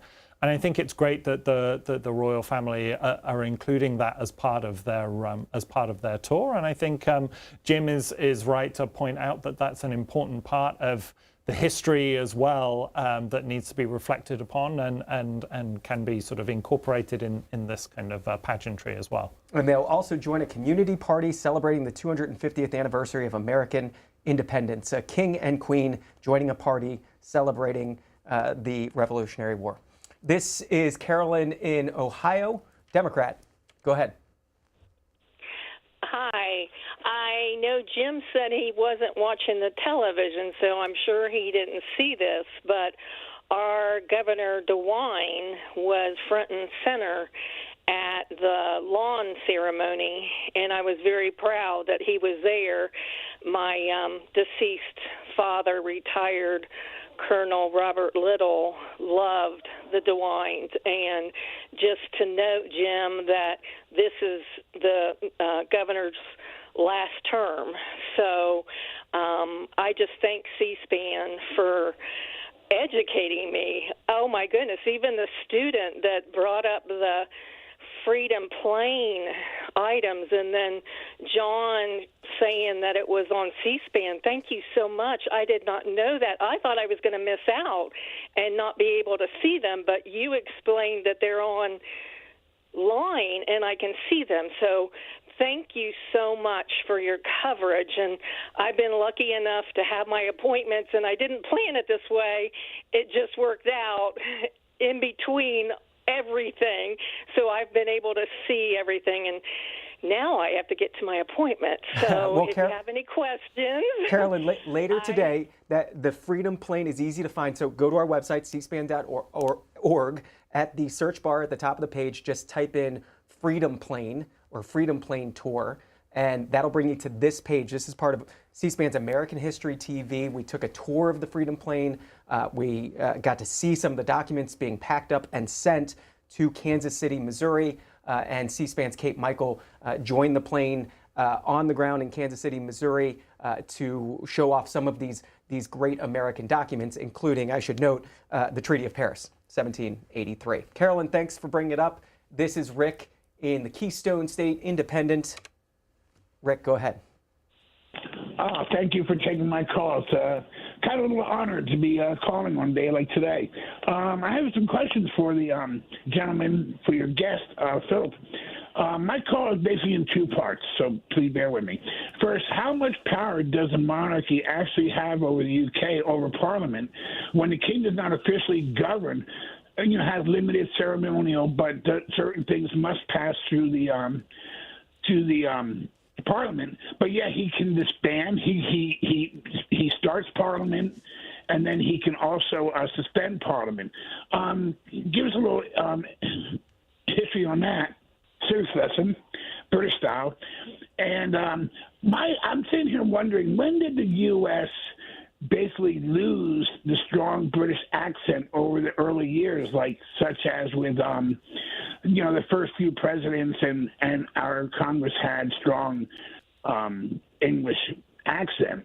And in regards to the caller earlier, Rick, about a royal family, no, we don't need a royal family, but at least the Kennedys all had members of their royal family that served in the military, and like King Charles, his two boys served in the military proudly in combat.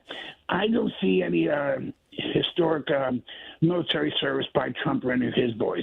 And with that, I would just like to say tally ho, and God save the king. Thank you for taking my call. Rick in Pennsylvania. You want to start with how much power does the king actually have? Well, thank you, Rick, and tally-ho to you too. Yeah, the power is symbolic. The king has some functional roles in Parliament. He formally opens Parliament. There is a moment called the King's Speech. It's a little bit not quite the State of the Union. It's where the government sort of formally sets out its legislative agenda for that year's sitting in Parliament. And the king, he grants royal assent to bills that come to him. And the king can prorogue Parliament, but this is all done on the advice of the government in power. The British Constitution is very much kind of an accumulation of custom and history and tradition. So we don't have a written constitution like the United States does, but that is very much the custom, and that's been the way it's been done really ever since the Civil War and the Glorious Revolution in the 17th century. So that's a little bit of the history there. The only person in the UK that is not allowed into the House of Commons is the King. And when he gives the speech to open Parliament, he has to do that in the House of Lords. And you have a guy called Black Rod walk across between the chambers, bang on the door of the House of Commons. Everybody sort of filters out, the Prime Minister, the Leader of the Opposition. They sort of walk through in this kind of ceremonial fashion. It's very kind of theatrical, and I think a lot of your callers would enjoy it and appreciate that. We're 100 members of the Senate, 435 members of the House. What is it between the Lords and the House of Commons? Well, there's no fixed number. The House of Commons is 650 sitting members, although there's a small number from Northern Ireland that don't take their seats, so it's about 642 or something.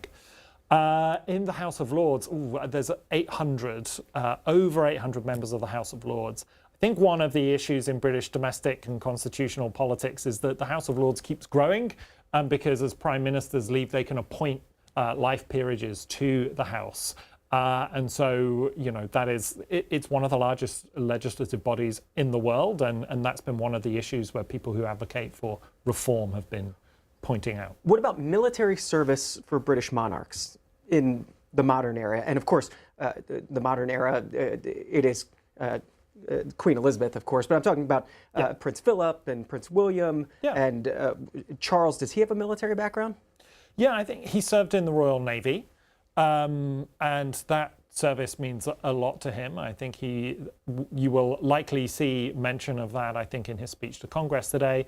But as Rick noted, several members of the royal family, including both the king's sons, have served, including active duty in Afghanistan.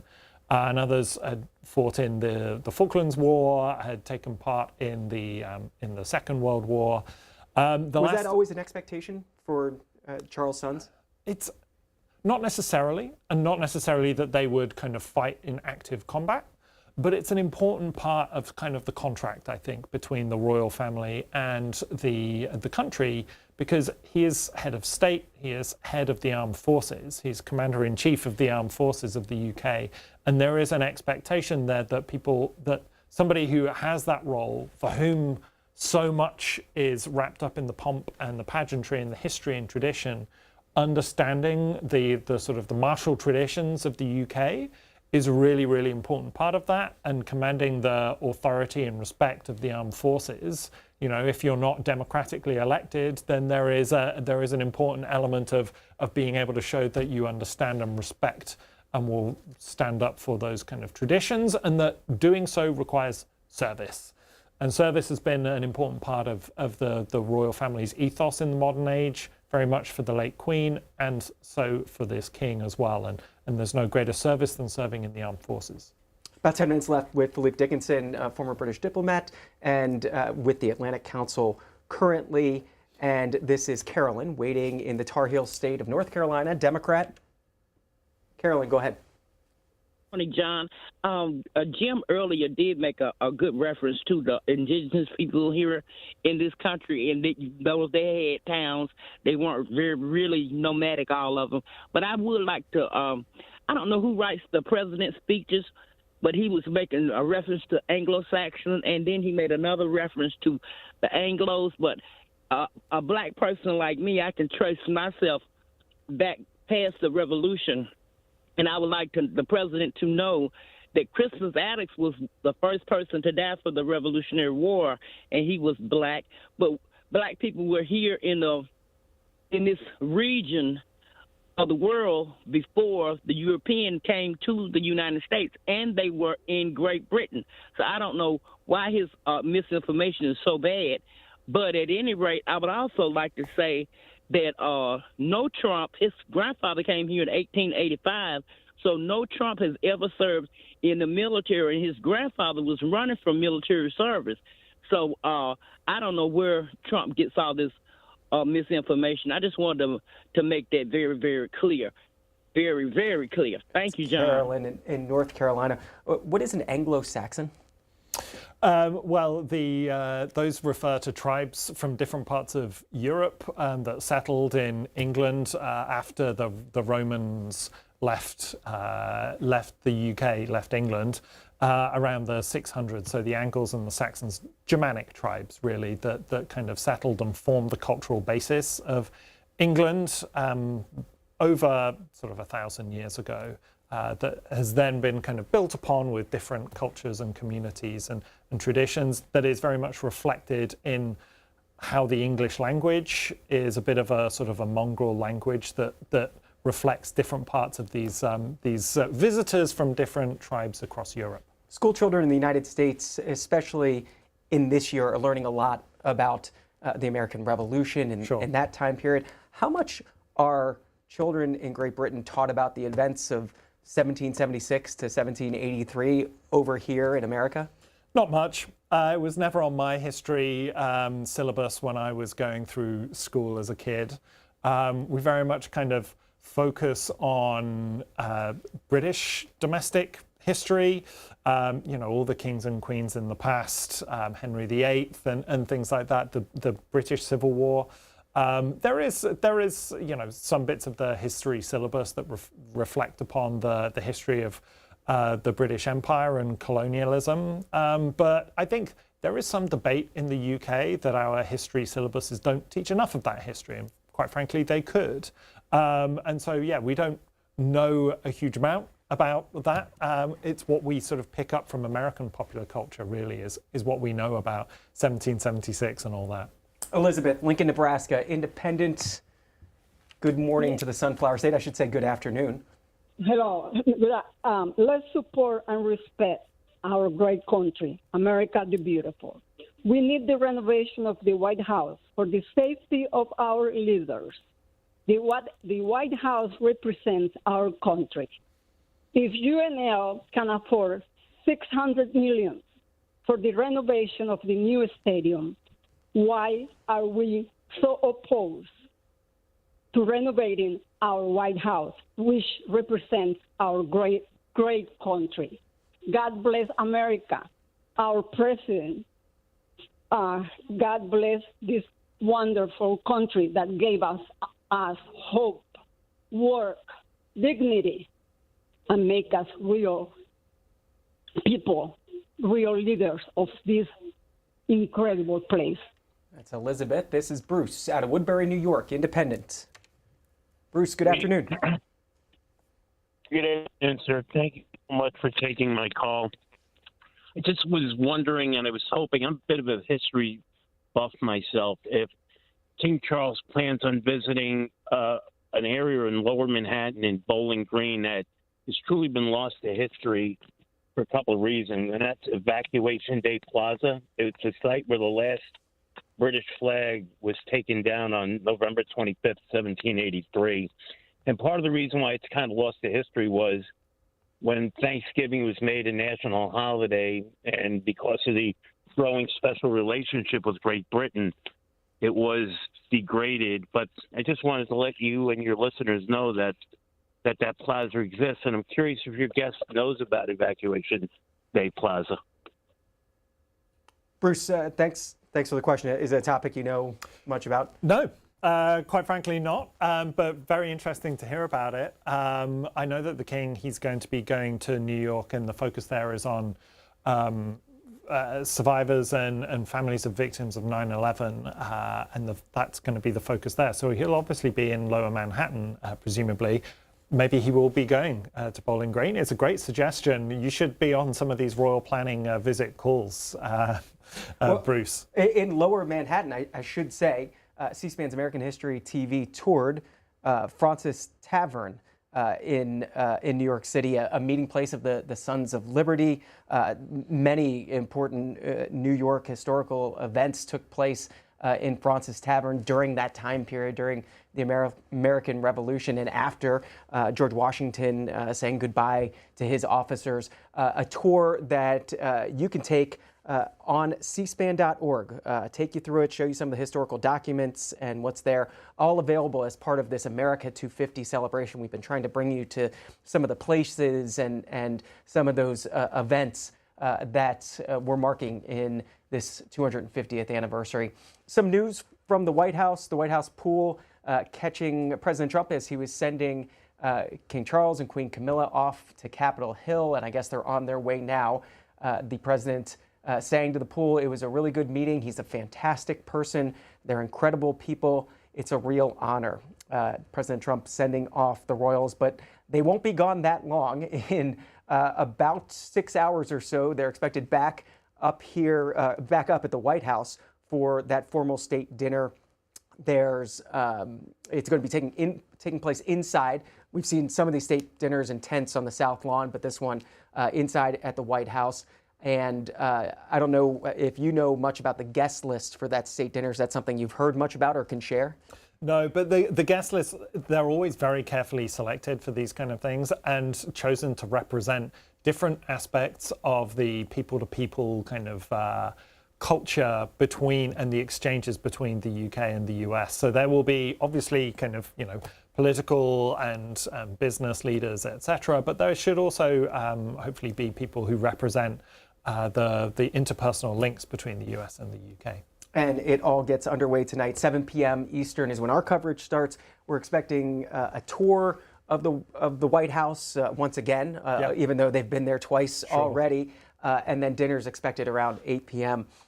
Philip Dickinson, before we lose you, and I know you do have to run for the rest of your day, as a former British diplomat, as somebody who's watched many of these ceremonies here in D.C. and in the United States, what do we get wrong when covering the royals? What annoys you most when we're talking about a state visit or the royals?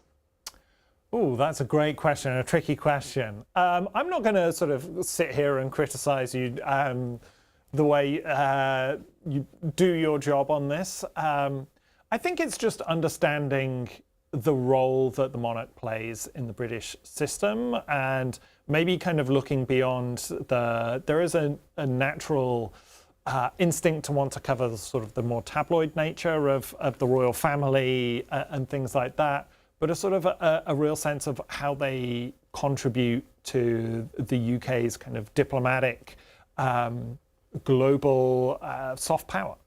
It's really, as a middle, the UK, I would say now, is a middle power, but one that punches above its weight.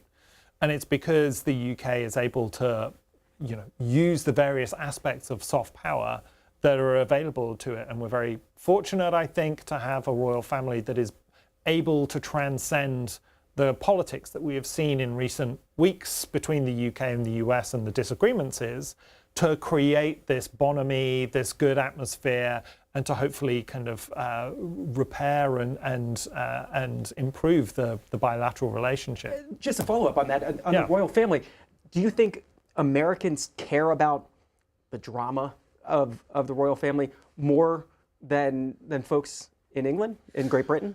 To some extent, yeah. I definitely feel that since I've been in the United States for 7.5 years now, and you do pick up there is a greater sense of it's one of the rare occasions when you see Americans getting starstruck in a way that perhaps we like to think that Brits we're kind of very modest and keep calm, carry on, stiff upper lip and all of that. We don't want to overreact to anything. There is still tremendous kind of interest in the royal family in the UK. But it's of a very similar nature here in the United States. Yeah. Philippe Dickinson, we'll let you get to your day. We appreciate your time. Always appreciate you joining us here on C-SPAN. Thank you. It's a real pleasure. We're going to go back to your phone calls. Here's how you can continue to call in. Republicans, it's 202-748-8001. Democrats, 202-748-8000. Independents, it's 202-748-8002.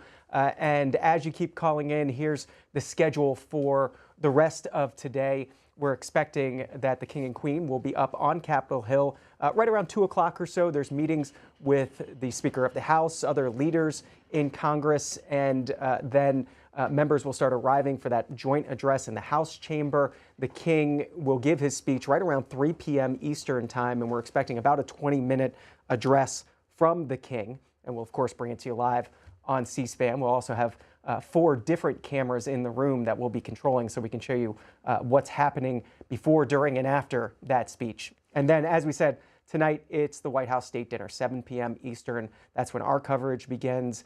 Toasts probably closer to 8:30 or 9 p.m. You never quite know, but we'll be showing you everything we can show you on the C-SPAN networks.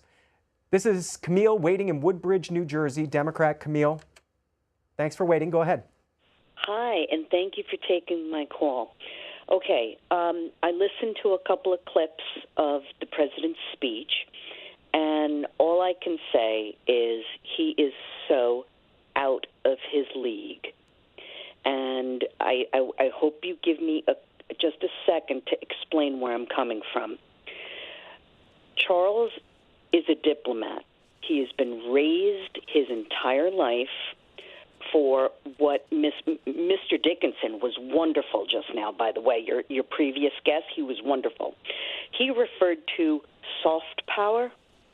Charles reeks with class, and he is a complete diplomat. And at the end of the day, Mr. Trump, I believe, my opinion, is a born construction developer. That is his whole life. His whole life, he sees a dirty old building in New York City and says, I'm going to tear that down and create something big and beautiful in its place. Okay? This is who he is. And I do believe that he is all show and all about the subliminal marketing, like when he has the Revolutionary War band dressed up like they're from the Revolutionary War, and they're playing their song, right? Camille, that's the Fife and Drum Corps, and it's not. Yeah. This wasn't something that just happened today. They often play at these events and other events as well. If you go to the Iwo Jima Memorial on their weekly summer shows, they'll perform there as well. So it's one of these. It's something I'm proud of. It is something I am proud of.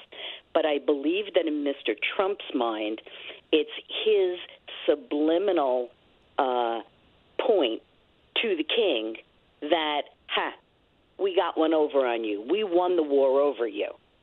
And then, like I said, when just what I observed, the part that I observed in the president's speech was when he talks about how Churchill met on a ship with the U.S. president to discuss the strategy of World War II. And I'm also hearkening a few months back when Marco Rubio talked about the creation of a new world order.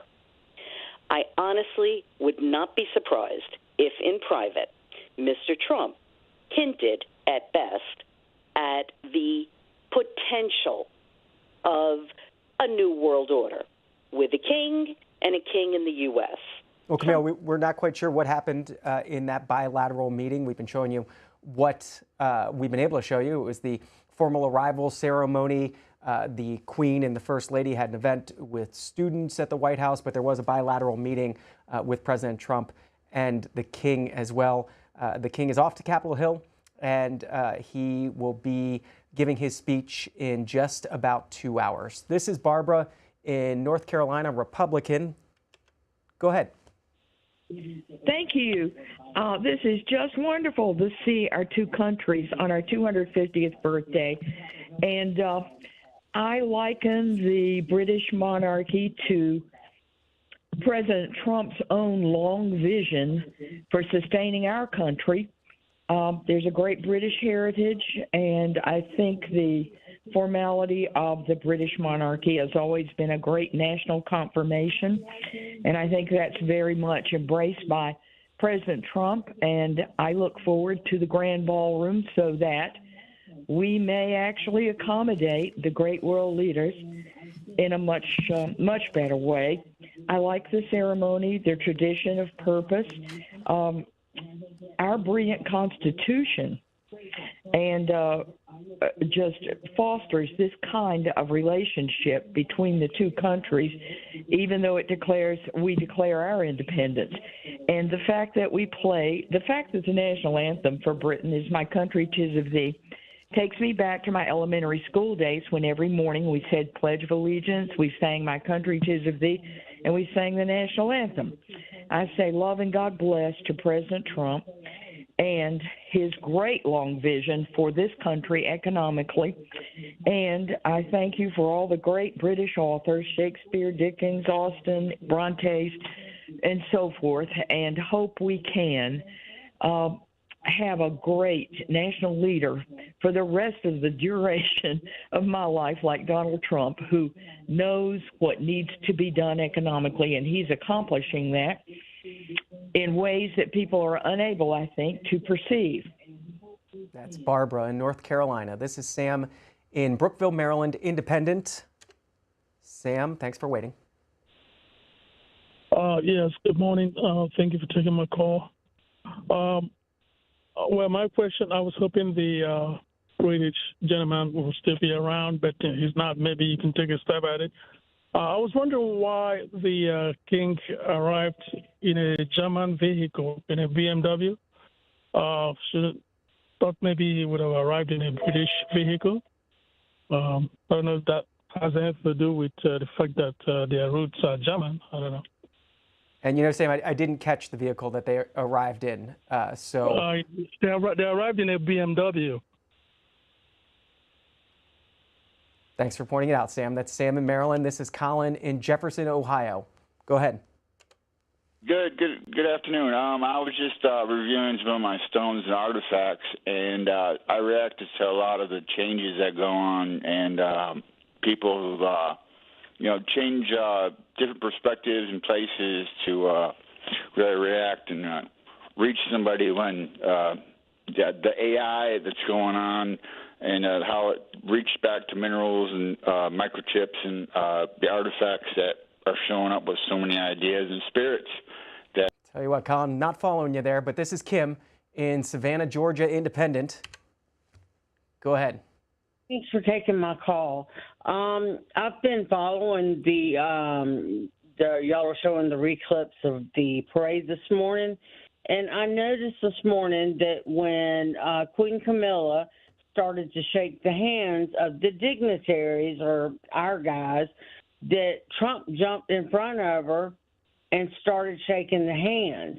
And then the main thing I am embarrassed to say that I'm an American today due to the fact none of his cabinet members, nobody at the garden party yesterday, when you meet royalty, it is custom and it's etiquette that you curtsy to the queen, and none of the women did it at all. So, Kim, on your handshaking, I think what you're referring to is the king and queen shook the hands of U.S. Dignitaries, the vice president, members of the cabinet, but then seated next to them down the row were the British dignitaries. So Donald Trump jumps in there and starts greeting the British dignitaries because, of course, he knows his own cabinet and vice president. So I think that's what you saw, Kim. I think if you go back and you look at that, you will see he jumped in front of Camilla as she was shaking. Right, and we just showed it, Rubio, Kim. And then Trump jumped in. Gotcha, Kim. That's Kim in Georgia. This is Marcella in Arizona. It's Yuma, Democrat. Go ahead. Hi, I just wanted to leave my comment with you. I want to say King Charles has earned my respect. I want to point out he has conquered much. He is with Queen Camilla, like King David stuck it out with Bathsheba. I adored Princess Di, and I'm just so glad he made it through his cancer. That's Marcella in Arizona. Lower Lake, California. Kathy, Democrat, go ahead. Thank you so much. I just wanted to actually piggyback on the other callers. I know I have limited time. I want to just talk about the ballroom. I do believe that they're using what happened on Saturday as an excuse. Now it's gone from $200 billion to now it's $400 billion. That is the people's house. That's not Donald Trump's house. He was a guest there. He's not the host. So I think it's another excuse for them to put his palace, his name on everything. And yes, I agree with the last caller about King Charles. I'm very happy he's here, and I really hope that he does address, at least validate or acknowledge the survivors when he addresses Congress. But they can be heard and validated. But I also know that it's a very fine line when with his mother. Thank you so much. And other than that, this is probably the worst president I've seen in 60 years of my lifetime. Every day is chaos. Thank you so much. That's Kathy in California. Here's what we know about the King's address. It's expected to be about 20 minutes. He's expected to address these themes of unity and the long bonds going back well before the Revolutionary War and after the Revolutionary War. We also know that the King is expected to address the White House Correspondents' Dinner shooting on Saturday. So those are some of the things we're expecting in that address. It happens at 3 p.m. He is the first British monarch to address Congress since Queen Elizabeth II gave her speech during her 1991 state visit. Her address was 16 minutes long. We want to show that to you now in its entirety. Mr. Speaker, Her Majesty Queen Elizabeth II, His Royal Highness the Duke of Edinburgh.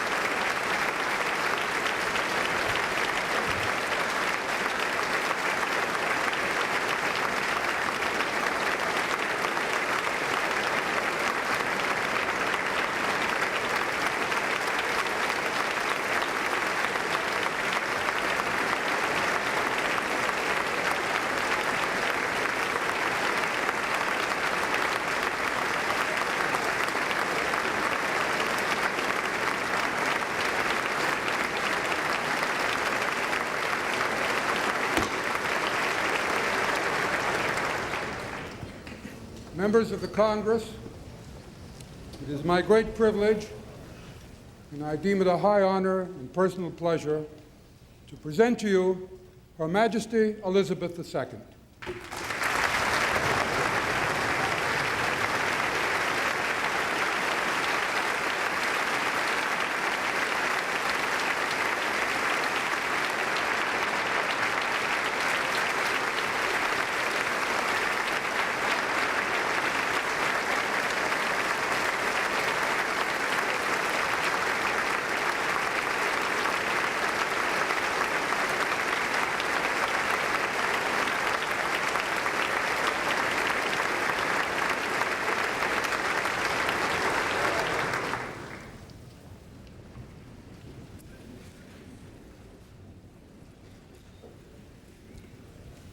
I do hope you can see me today from where you are.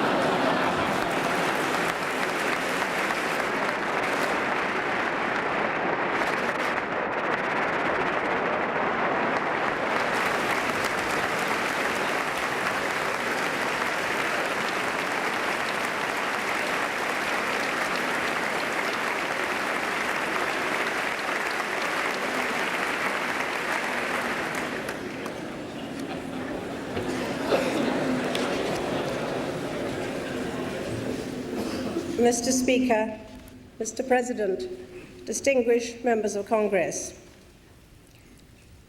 I know what a rare privilege it is to address a joint meeting of your two houses. Thank you for inviting me.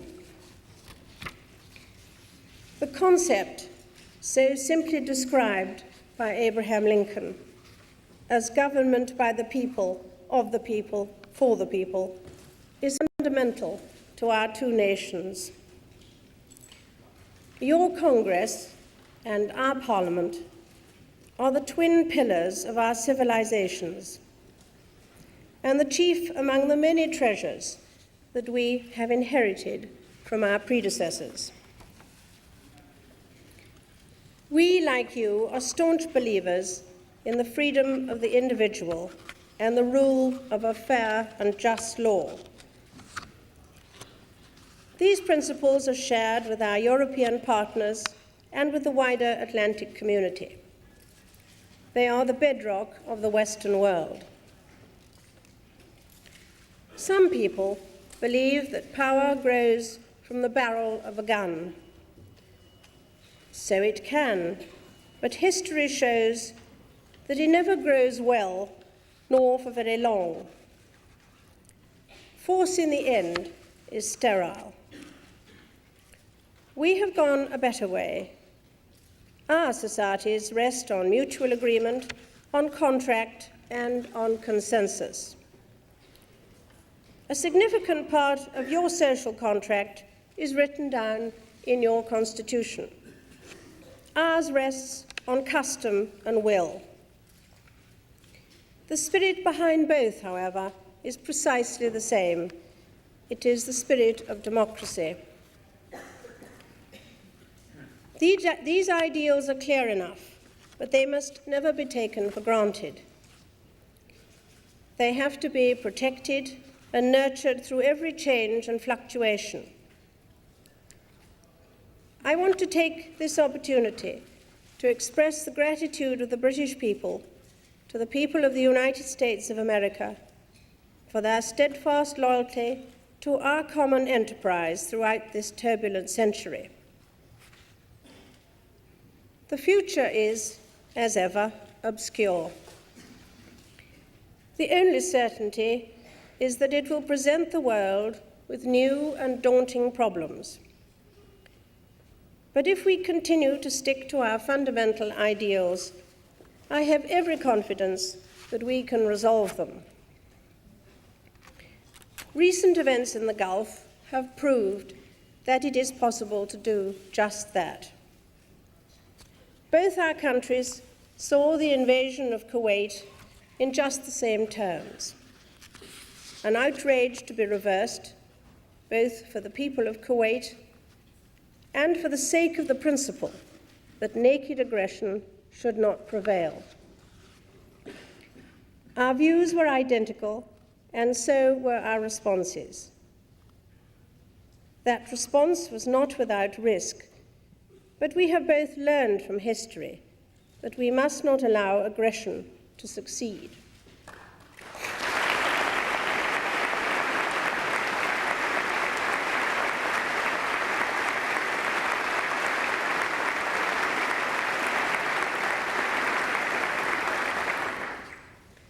I salute the outstanding leadership of your President and the courage and prowess of the armed forces of the United States.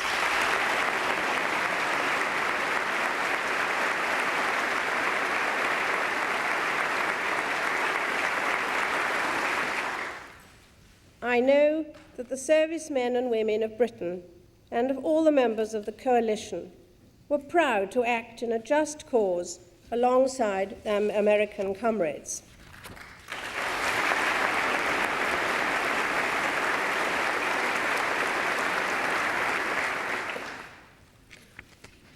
Unfortunately, experience shows that great enterprises seldom end with a tidy and satisfactory flourish. Together, we are doing our best to re-establish peace and civil order in the region, and to help those members of ethnic and religious minorities who continue to suffer through no fault of their own. If we succeed, our military success will have achieved its true objective. For all that uncertainty, it would be a mistake to make the picture look too gloomy.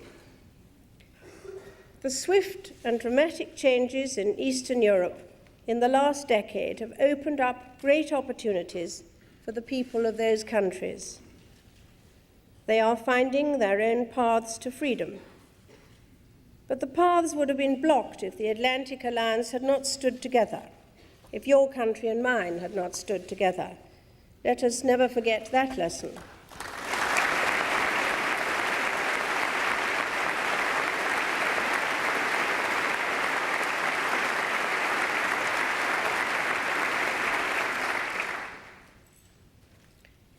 Britain is at the heart of a growing movement towards greater cohesion within Europe, and within the European community in particular. This is going to mean radical economic, social, and political evolution. NATO, too, is adapting to the new realities in Eastern Europe and the Soviet Union, and to changing attitudes in the West. It is Britain's prime concern to ensure that the new Europe is open and liberal, and that it works in growing harmony with the United States and the other members of the Atlantic community. All our history in this and earlier centuries underlines the basic point that the best progress is made when Europeans and Americans act in concert.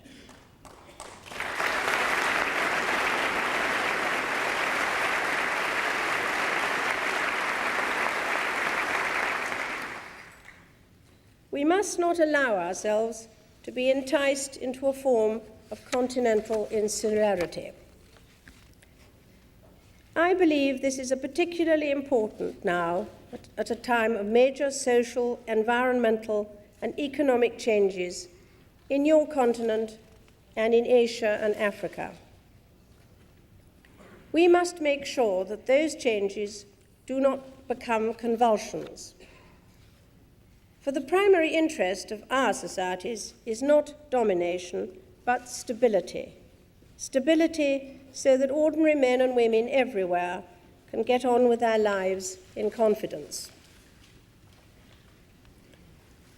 Our two countries have a special advantage in seeking to guide the process of change because of the rich ethnic and cultural diversity of both our societies.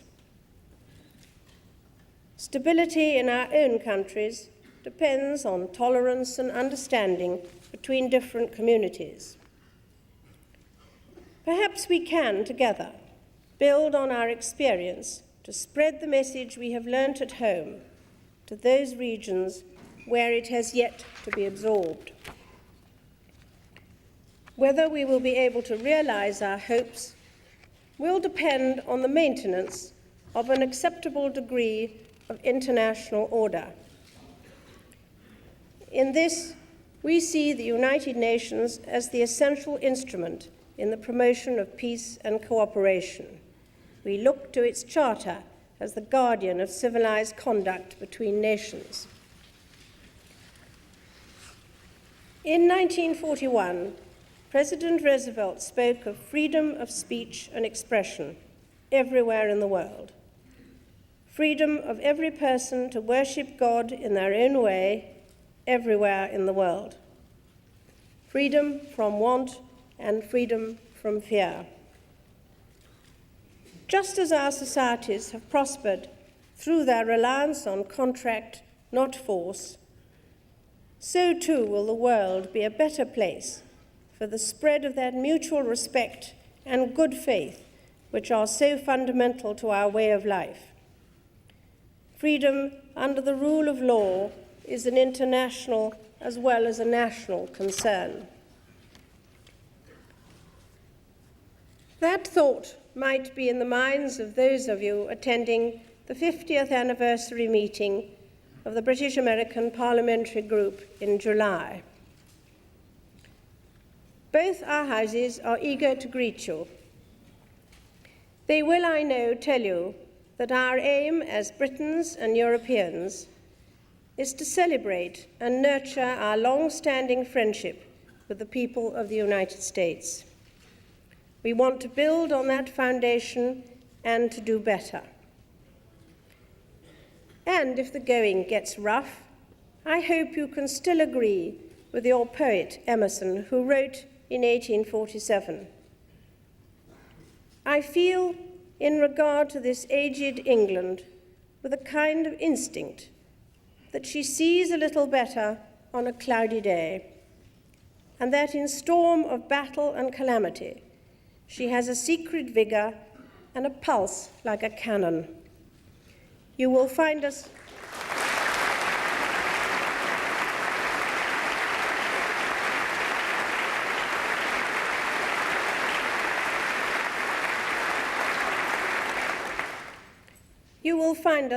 worthy partners, and we are proud to have you as our friends. May God bless America."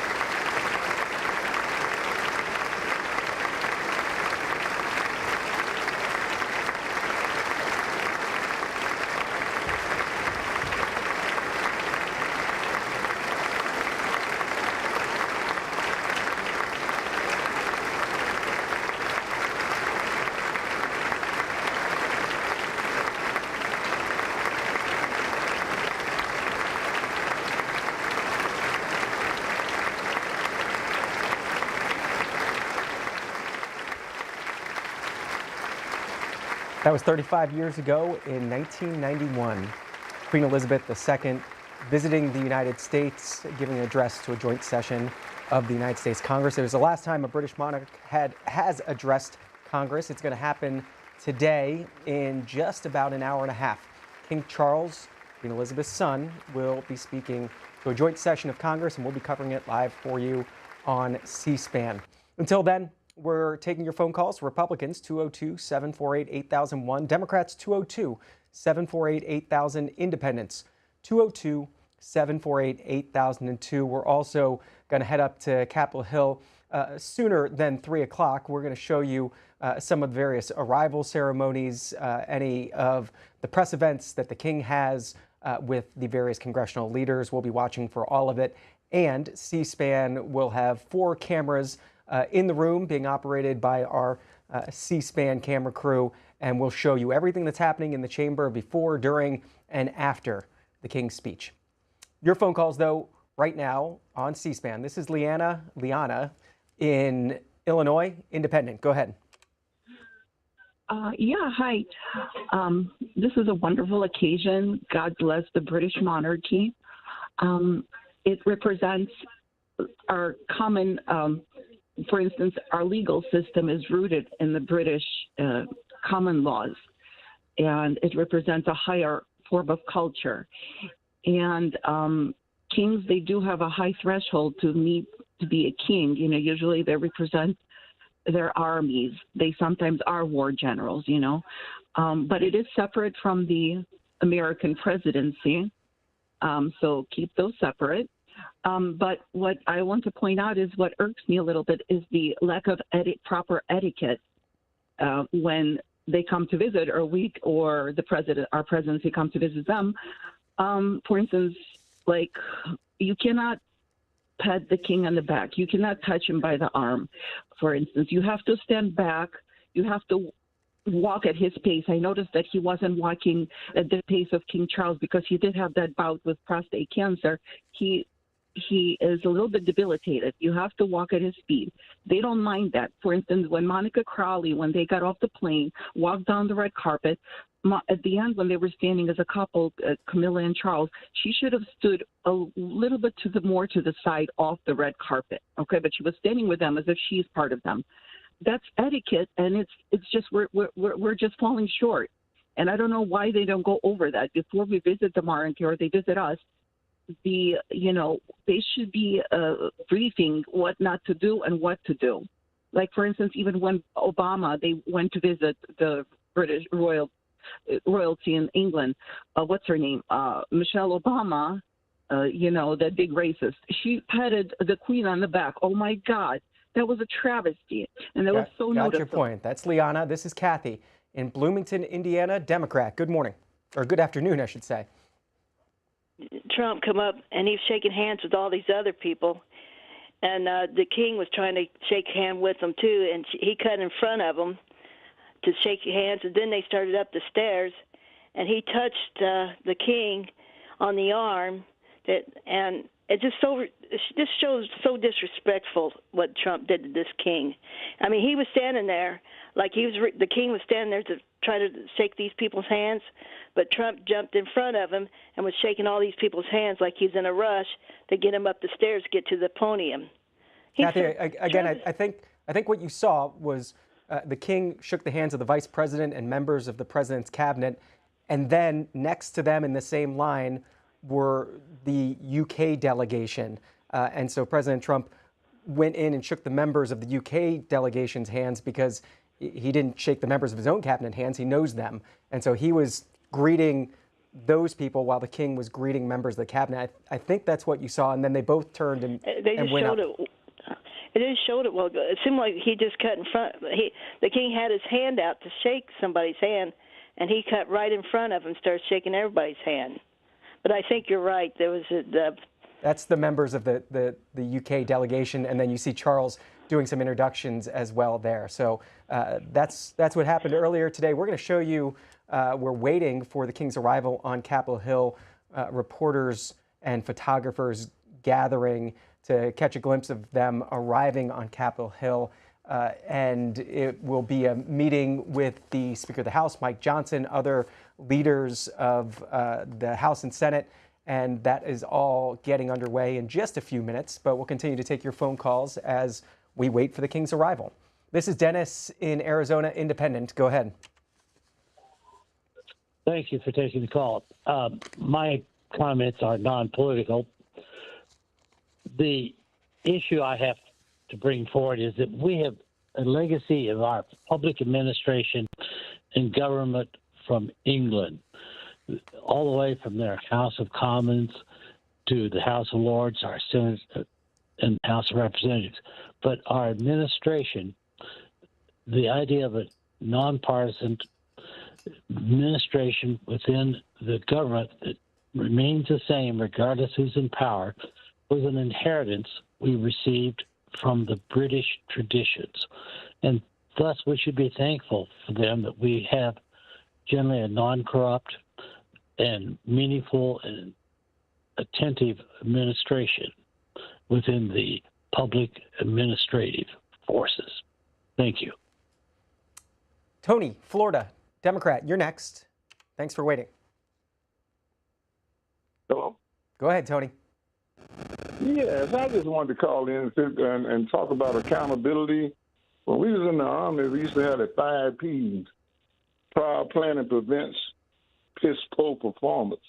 And I'm looking back on this situation about the ballroom and everything that happened over the weekend, and I think somebody in the Trump administration should be fired. You had a year to plan this thing, and you hadn't did it in 10 years, and you just... And Tony, I'm going to stop you there because we're going to take viewers to Capitol Hill, Speaker Mike Johnson and the King.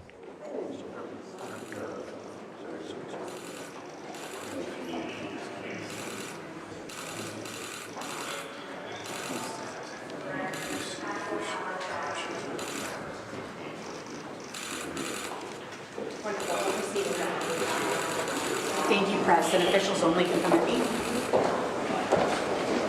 Charles and Mike Johnson there. That's the Speaker's offices. The Speaker's balcony is right through those doors. That's the balcony that overlooks the west front of the United States Capitol, looking down the mall. So the King's delegation meeting at Speaker of the House Mike Johnson's offices. They will go and meet with other leaders on Capitol Hill, and we're showing you everything that we can show you of this historic visit by the King. The King's speech set to go off again at 3 p.m. Eastern Time, and we'll show it to you in its entirety here on C-SPAN. This is Rita, meanwhile, waiting in Allen, Texas. Republican. Rita, go ahead. Yes, this is Miss Rita Barnett, and I want to say to our President and our First Lady, thank you both for honoring King Philip and his wife. And King Charles. I want King Charles. I'm sorry. King Charles, but I'm sure he understands. I mean it from my heart. I'm so proud of President for what him and his wife are letting them come to our country, and opening up open their arms to them in a way to say thank you for coming to visit us after what had just happened with him and his wife not too long ago. And I also want to say that it's time for us to come together. Jesus created the whole world for all of us, and we should have that love in our heart because he went to the cross for the whole world. And what I see today is love, and not keep talking about, negative. Let's talk about the goodness to see these two countries coming together today. Rita, you talk about the President and the First Lady honoring the King and Queen. We did note earlier the gifts that were exchanged. Here's what President Trump gave the King: a custom facsimile of a letter written from John Adams to John Jay in 1785. This is after the end of the Revolutionary War. This was John Adams describing his visit to King George III's, to Great Britain, to King George III's court at St. James Palace, talking about the pomp and ceremony that was given to former enemy and now a sovereign country, to John Adams as he was representing the United States. The King saying, as quoted by John Adams in that letter, that he was the last to consent to a separation and he'd be the first to meet the United States in friendship. That's what President Trump gave to King Charles. Here's what the First Lady gave to Queen Camilla: 6 Tiffany's English King Sterling silver teaspoons and some of the White House honey as well. The teaspoons are Tiffany's interpretation of the King design, popular in England. For Tiffany's 150th anniversary in 1987, this flatware pattern was selected for the Blair House, the official presidential guest headquarters. And the White House's honey jar nods to the Queen's interest in beekeeping and reflects a shared appreciation for craftsmanship and the natural world. That's according to the poll notes that were released about the gifts. taking your phone calls here on C-SPAN. This is John in Kokomo, Indiana, independent. Go ahead. Yeah, I was calling to thank you for showing the Queen Elizabeth speech, the full 19 minutes of that. That was a great blast from the past and very respectful. And just wanted to say thank you. Another blast from the past, though, this one, the not too distant past. President Trump was last in England on his visit in September of last year. He went to Windsor Palace, was feted by the King and Queen. He also gave about a 6.5-minute toast at that formal dinner that was given in his honor. Here's President Trump's remarks from September of last year. Your Majesty, Melania and I are deeply grateful to you and Queen Camilla for your extraordinary graciousness. And to William and Kate, thank you so much. It's been so great being with you today. Thank you very much. Appreciate it. It's a singular privilege to be the first American president welcomed here. And if you think about it, it's a lot of presidents, and this was the second state visit, and that's the first, and maybe that's going to be the last time. I hope it is, actually. But this is truly one of the highest honors of my life. Such respect for you and such respect for your country. For many decades, His Majesty the King has epitomized the fortitude, nobility, and the spirit of the British monarchy and the British people. He's dedicated himself to preserving the glory and unique character of this kingdom, restoring life to the rivers and streams, supporting the works of its artists and composers, planting trees and gardens in its countryside. And I just visited one of the most beautiful I've ever seen that you just completed, and protecting the architectural integrity of cities, villages, and towns. He has uplifted the poor, cared for rural farmers, and tended to wounded veterans like nobody else. I'll tell you that I just stood in line and shook about 150 hands, and the King knew every single person and every single company, and some of them had bad names like XYZ-Q3, and he knew every one of them, or at least I think he did, because nobody was complaining. I was very impressed with that. But I just want to say that His Majesty has also raised a remarkable son in His Royal Highness, Prince of Wales. Really amazing. We've gotten to know you, and I think you're going to have an unbelievable success in the future. Melania and I are delighted to visit again with Prince William and to see Her Royal Highness, Princess Catherine, so radiant and so healthy, so beautiful. It's really a great honor. Thank you.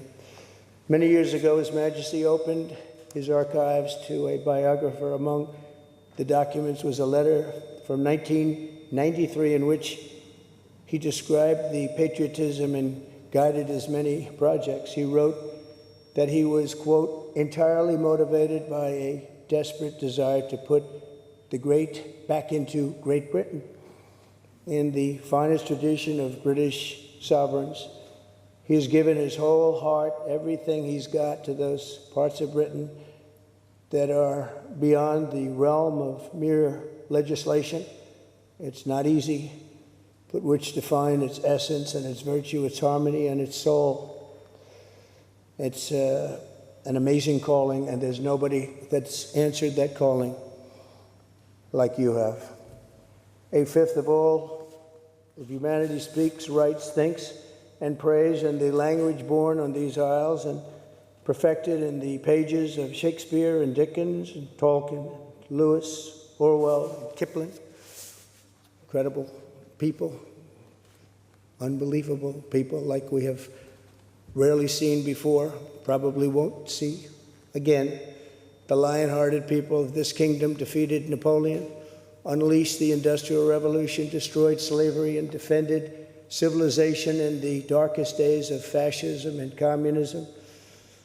The British gave the world the Magna Carta, the modern parliament, and Francis Bacon's scientific method. They gave us the works of Locke, Hobbes, Smith, and Burke, Newton, and Blackstone, the legal, intellectual, cultural, and political traditions of this kingdom have been among the highest achievements of mankind. There's really never been anything like it. The British Empire laid the foundations of law, liberty, free speech, and individual rights virtually everywhere the Union Jack has ever flown, including a place called America. You know that place very well, don't you?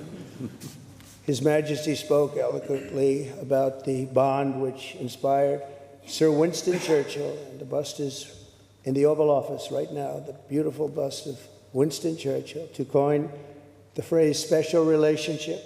But seen from American eyes, the word special does not begin to do it justice. We're joined by history and fate, and by love and language, and by transcendent ties of culture, tradition, ancestry, and destiny. We're like two notes in one chord, or two verses of the same poem, each beautiful on its own, but really meant to be played together. The bond of kinship and identity between America and the United Kingdom is priceless and eternal. It's irreplaceable and unbreakable, and we are, as a country, as you know, doing unbelievably well. We had a very sick country 1 year ago, and today, I believe we're the hottest country anywhere in the world. In fact, nobody's even questioning it, but we owe so much of that to you and the footing that you gave us when we started. Together, we've done more good for humanity than any two countries in all of history. Together, we must defend the exceptional heritage that makes us who we are, and we must continue to stand for the values and the people of the English-speaking world, and we do indeed stand for that. On behalf of all Americans, I offer a toast to one of the great friendships, to two great countries, and to His Majesty, King Charles III, a very, very special man, and also a very, very special queen. Thank you very much. Thank you. Thank you very much. It's a great honor to be with you. That was just over 7 months ago, back in September of last year. President Trump was visiting Windsor Castle just outside of London, making those remarks in that speech. Here's how you can join us on phone lines for Republicans, Democrats, and Independents. And we will let Cassie chat while I catch my voice. Arlington, Massachusetts, Democrat. Cassie, go ahead. Yes, I started listening about 11 o'clock when I believe Prince Charles and Camilla came. It was a British Embassy gathering, and I have been sick, and I have many opinions about what's going on in this country, but I just saw, especially King Charles, shaking hands,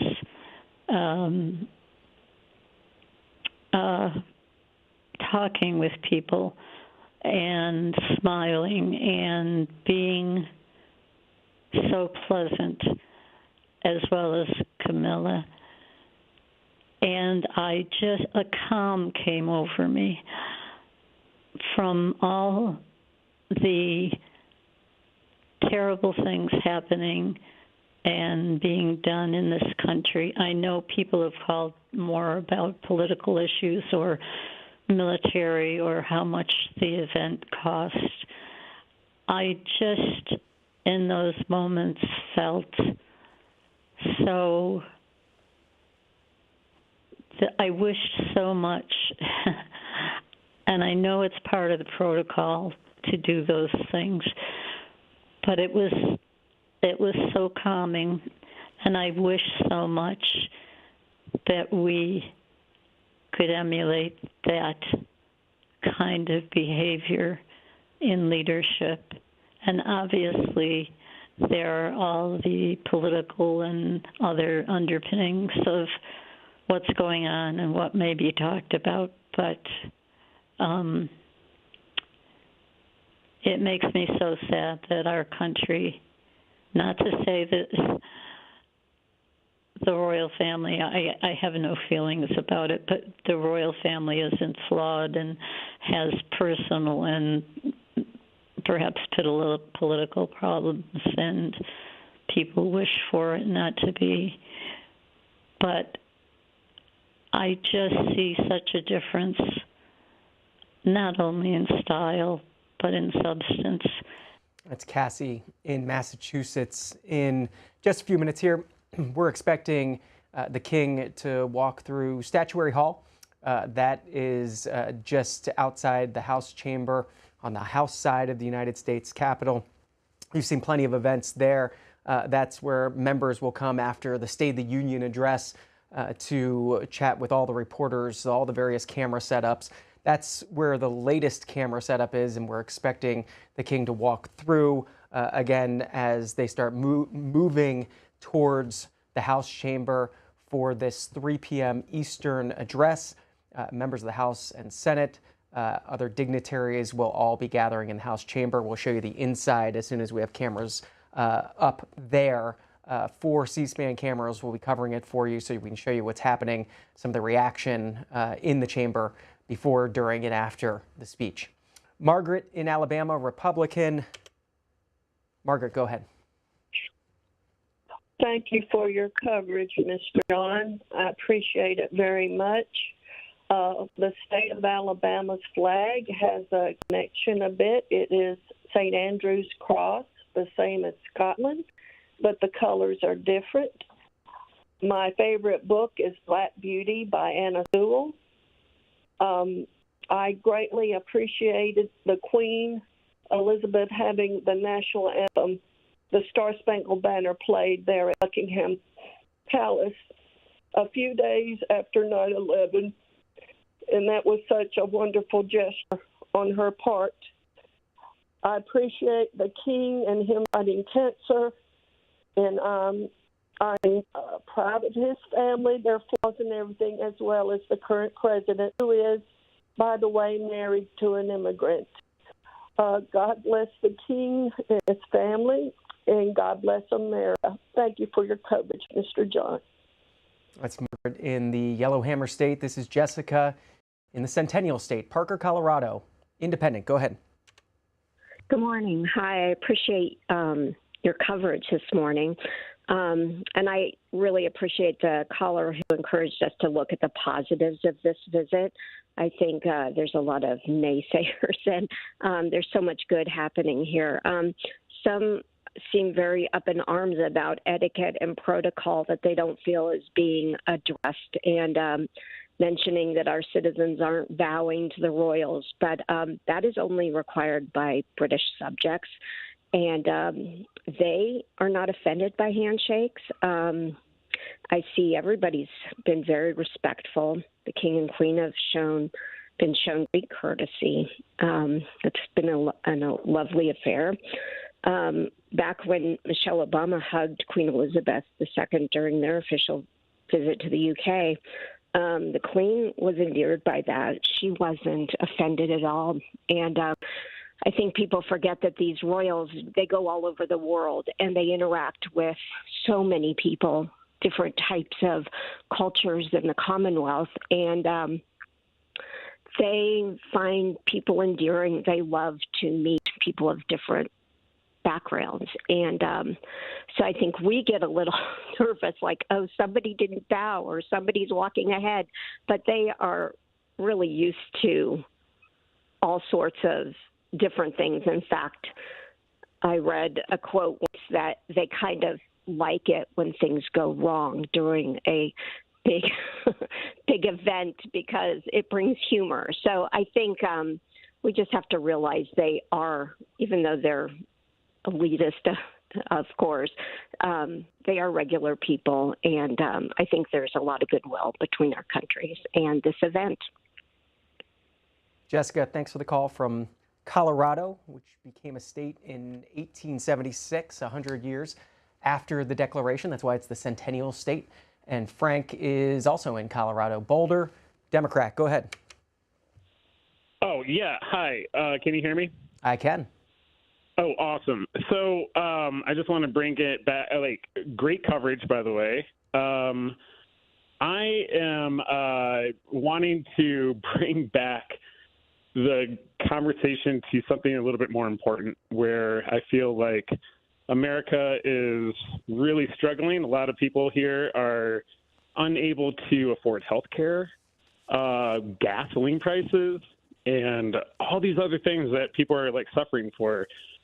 Meanwhile, we have a president who cares more about his ballroom, and who cares about this, British king coming here? Meanwhile, we are suffering, in America, and the Epstein files, especially. Why are we not talking more about the Epstein files? I would rather have Howard Stern as president. Is in Tulsa, Oklahoma, Republican. Go ahead. Hello. Go ahead, Christy. I am so glad to talk to you all. I am a homeschool mom from Tulsa, and we have been watching your coverage all morning long, and you all are doing a fantastic job. I have seen so many intelligent speakers and guests, and I love the little tidbits of history that you've been giving. I've told my girls to write this down. I'm very appreciative that you all are taking this from such a historical context. A lot of times we see Hollywood red carpets and the celebrity aspect of America, but America was founded on principles that men shed their blood for. And I know that we're celebrating our 250th year, and we Christy, have so much to be grateful. I'll let you keep talking. I just wanted to point that Chuck Schumer is entering Statuary Hall, and so we'll probably be gathering with the king soon. But Christy, didn't mean to cut you off. Just wanted to point that out, and go ahead and continue. Absolutely. And that brings me to my next comment. I have been teaching my girls about the freedoms that we have in America. As a constitutional republic, we can get out there and vote. We can make our voice heard. And that's another reason why I'm so thankful they're trying to promote the SAVE Act, because it allows American citizens to be able to vote and to be able to promote the truth. And I know that the country seems divided, but where we go one, we go all. And I know the best is yet to come. And I'm so thankful for President Trump right about now. And that's what I teach my girls to do, is to know that he's honoring God, he's honoring America, he's honoring families. And I know that the financial situation is going to make a comeback and a turnaround, and we're all going to be very thankful. And whatever has been divided will be joined together. And as we see this moment in history, I tell my girls, this is what's going to be written down in your history books for the future. We are making history right now. And I appreciate you guys covering this. And like I said, those historical facts, those are so very important. That is what history is all about. Thank you all very much. That's Christy in the Sooner State to the Badger State. This is Kate in Plymouth. Independent, go ahead. Yes. Hi, John. I'm grateful to be able to watch King Charles and Camilla's visit to the United States. I love the enthusiasm of the last caller. She's awesome. I won't be commenting as one of the other callers from Colorado was commenting on the state of the United States. I think we do have our ups and downs, but we're looking here at two countries that are meeting and celebrating good things. And, you know, I'm glad I get to watch. I did want to comment because so many people were worried about President Trump's way of carrying himself and whether or not he's being polite or not. But, you know, in all big formal events like this, there are moments of awkwardness, right? And I truly believe that President Trump would not deliberately try to be impolite. I think everyone seems to be getting along great, and it's just wonderful to see. So that's all I have to say. That's Kate in Wisconsin. To Pam, it's Duluth, Georgia, Democrat. Go ahead. Hi. I'm enjoying your reporting as well. I am at end-stage glaucoma and cannot see what you're reporting on, but the visual descriptions are really, really helping me appreciate it. I just want to say that I'm glad that our relationship with Great Britain is not damaged by what Trump has done with the tariffs and threatening to get out of NATO and all of that. and it's just such a difference between his demeanor and way of speech and King Charles. What do you want to hear from King Charles, Pam, as you listen to that speech in the next hour or so? I would like him to point out how, going forward, what our relationship can be, what he expects it to be. What do you expect it to be, Pam? I'd like it to be better than it is now. I'm 76, and like I said, end-stage glaucoma. And I grew up in a better world than this. Even through Vietnam, we were not this fractured. So I would just like our countries to have a better relationship. That's Pam in Duluth, Georgia. Thanks for watching. Thanks for listening, Pam. This is Hakeem in Tennessee, Republican. Go ahead. Hello, Hakeem, Memphis, Tennessee. I would like to start off by saying thanks to C-SPAN for giving us people the opportunity to give our opinions.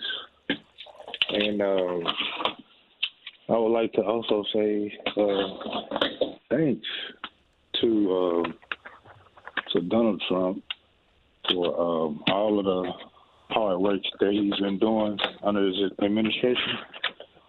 And President Trump really has a hard job. Most respect to him. He's doing the best that he can with all that he's inherited. And I commend him on the many attempts to fix so much, the many things that have been broken. And Hakeem, appreciate your comments. The King and the Speaker of the House, Mike Johnson, walking through Statuary Hall now. We'll let you watch and listen.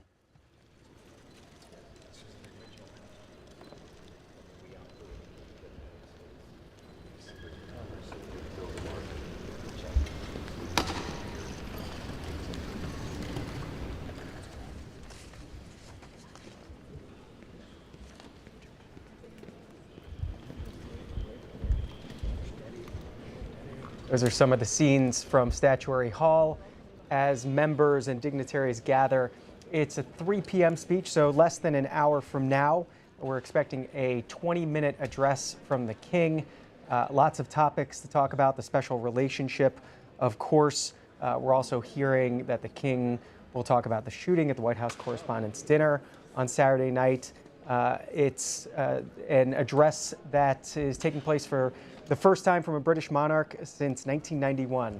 King Charles' mother, Queen Elizabeth II, speaking. We showed you that 16-minute remark.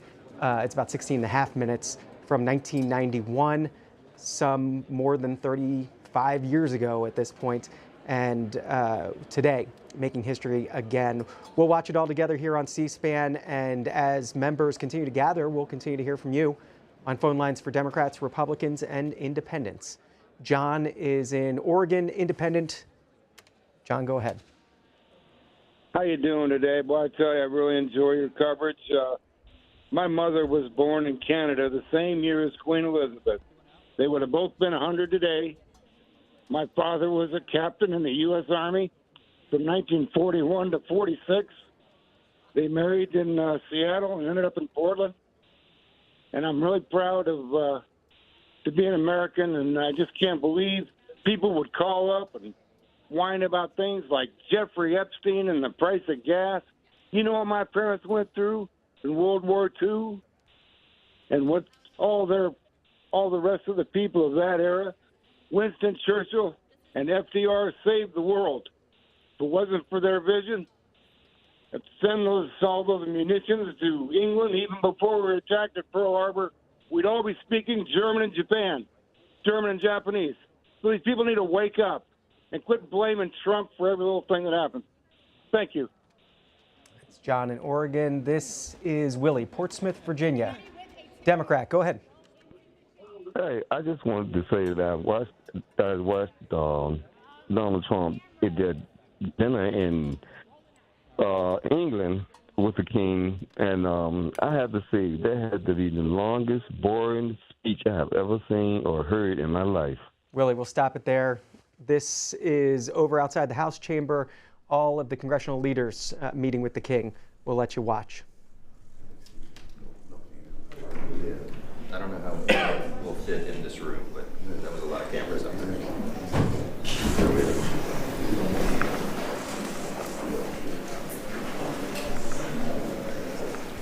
Everybody's constituencies. Yes, all across the country. So each member in the House represents about 760,000. Thank you, guys. Thanks, guys. Thank you so much. This way. Thank you very much.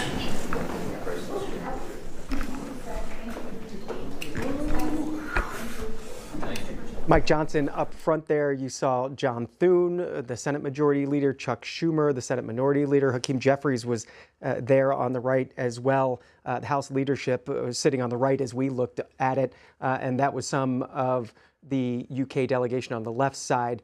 The King, of course, and Mike Johnson there in the center for that camera opportunity. They call it a pool spray where the reporters can get their pictures and some video.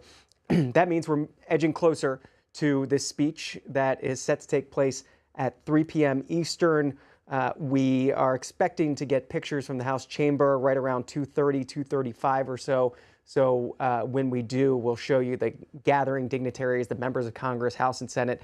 It's a bicameral meeting, and the King's speech expected to go until about 3:20 p.m. Eastern. All that happening on Capitol Hill. This evening, the action shifts back down Pennsylvania Avenue to the White House for that formal state dinner that's taking place. 7 p.m. is when it kicks off, and that's when our coverage kicks off. We're expecting dinner service around 8 p.m. Eastern, toasts maybe 8:30 to 9 o'clock. And we hope you stay with the C-SPAN networks all day as we cover this historic visit. Action shifts tomorrow to New York City. King Charles is meeting with Mayor Zohran Mamdani in New York City. He's visiting the site of the 9/11 attacks, meeting with family members of victims of 9/11, and also he and the Queen making several visits around Manhattan as well. On Thursday, the action shifts back to Washington, D.C., a visit to Arlington National Cemetery. Also, we're expecting the King to meet with some Indigenous Americans. We're expecting a visit to a national park as well. So it is a full docket for the King and Queen as they make this historic visit to the United States. Off to the Bahamas after that for the King and Queen, but their portion of their U.S. visit ends on Thursday. Back to your phone calls. This is Margarita in Miami, Republican. Thanks for waiting. How are you today? I'm doing well, Margarita. Go ahead. Oh, thank you very much. I am so happy to see King Charles III that looks better. I have been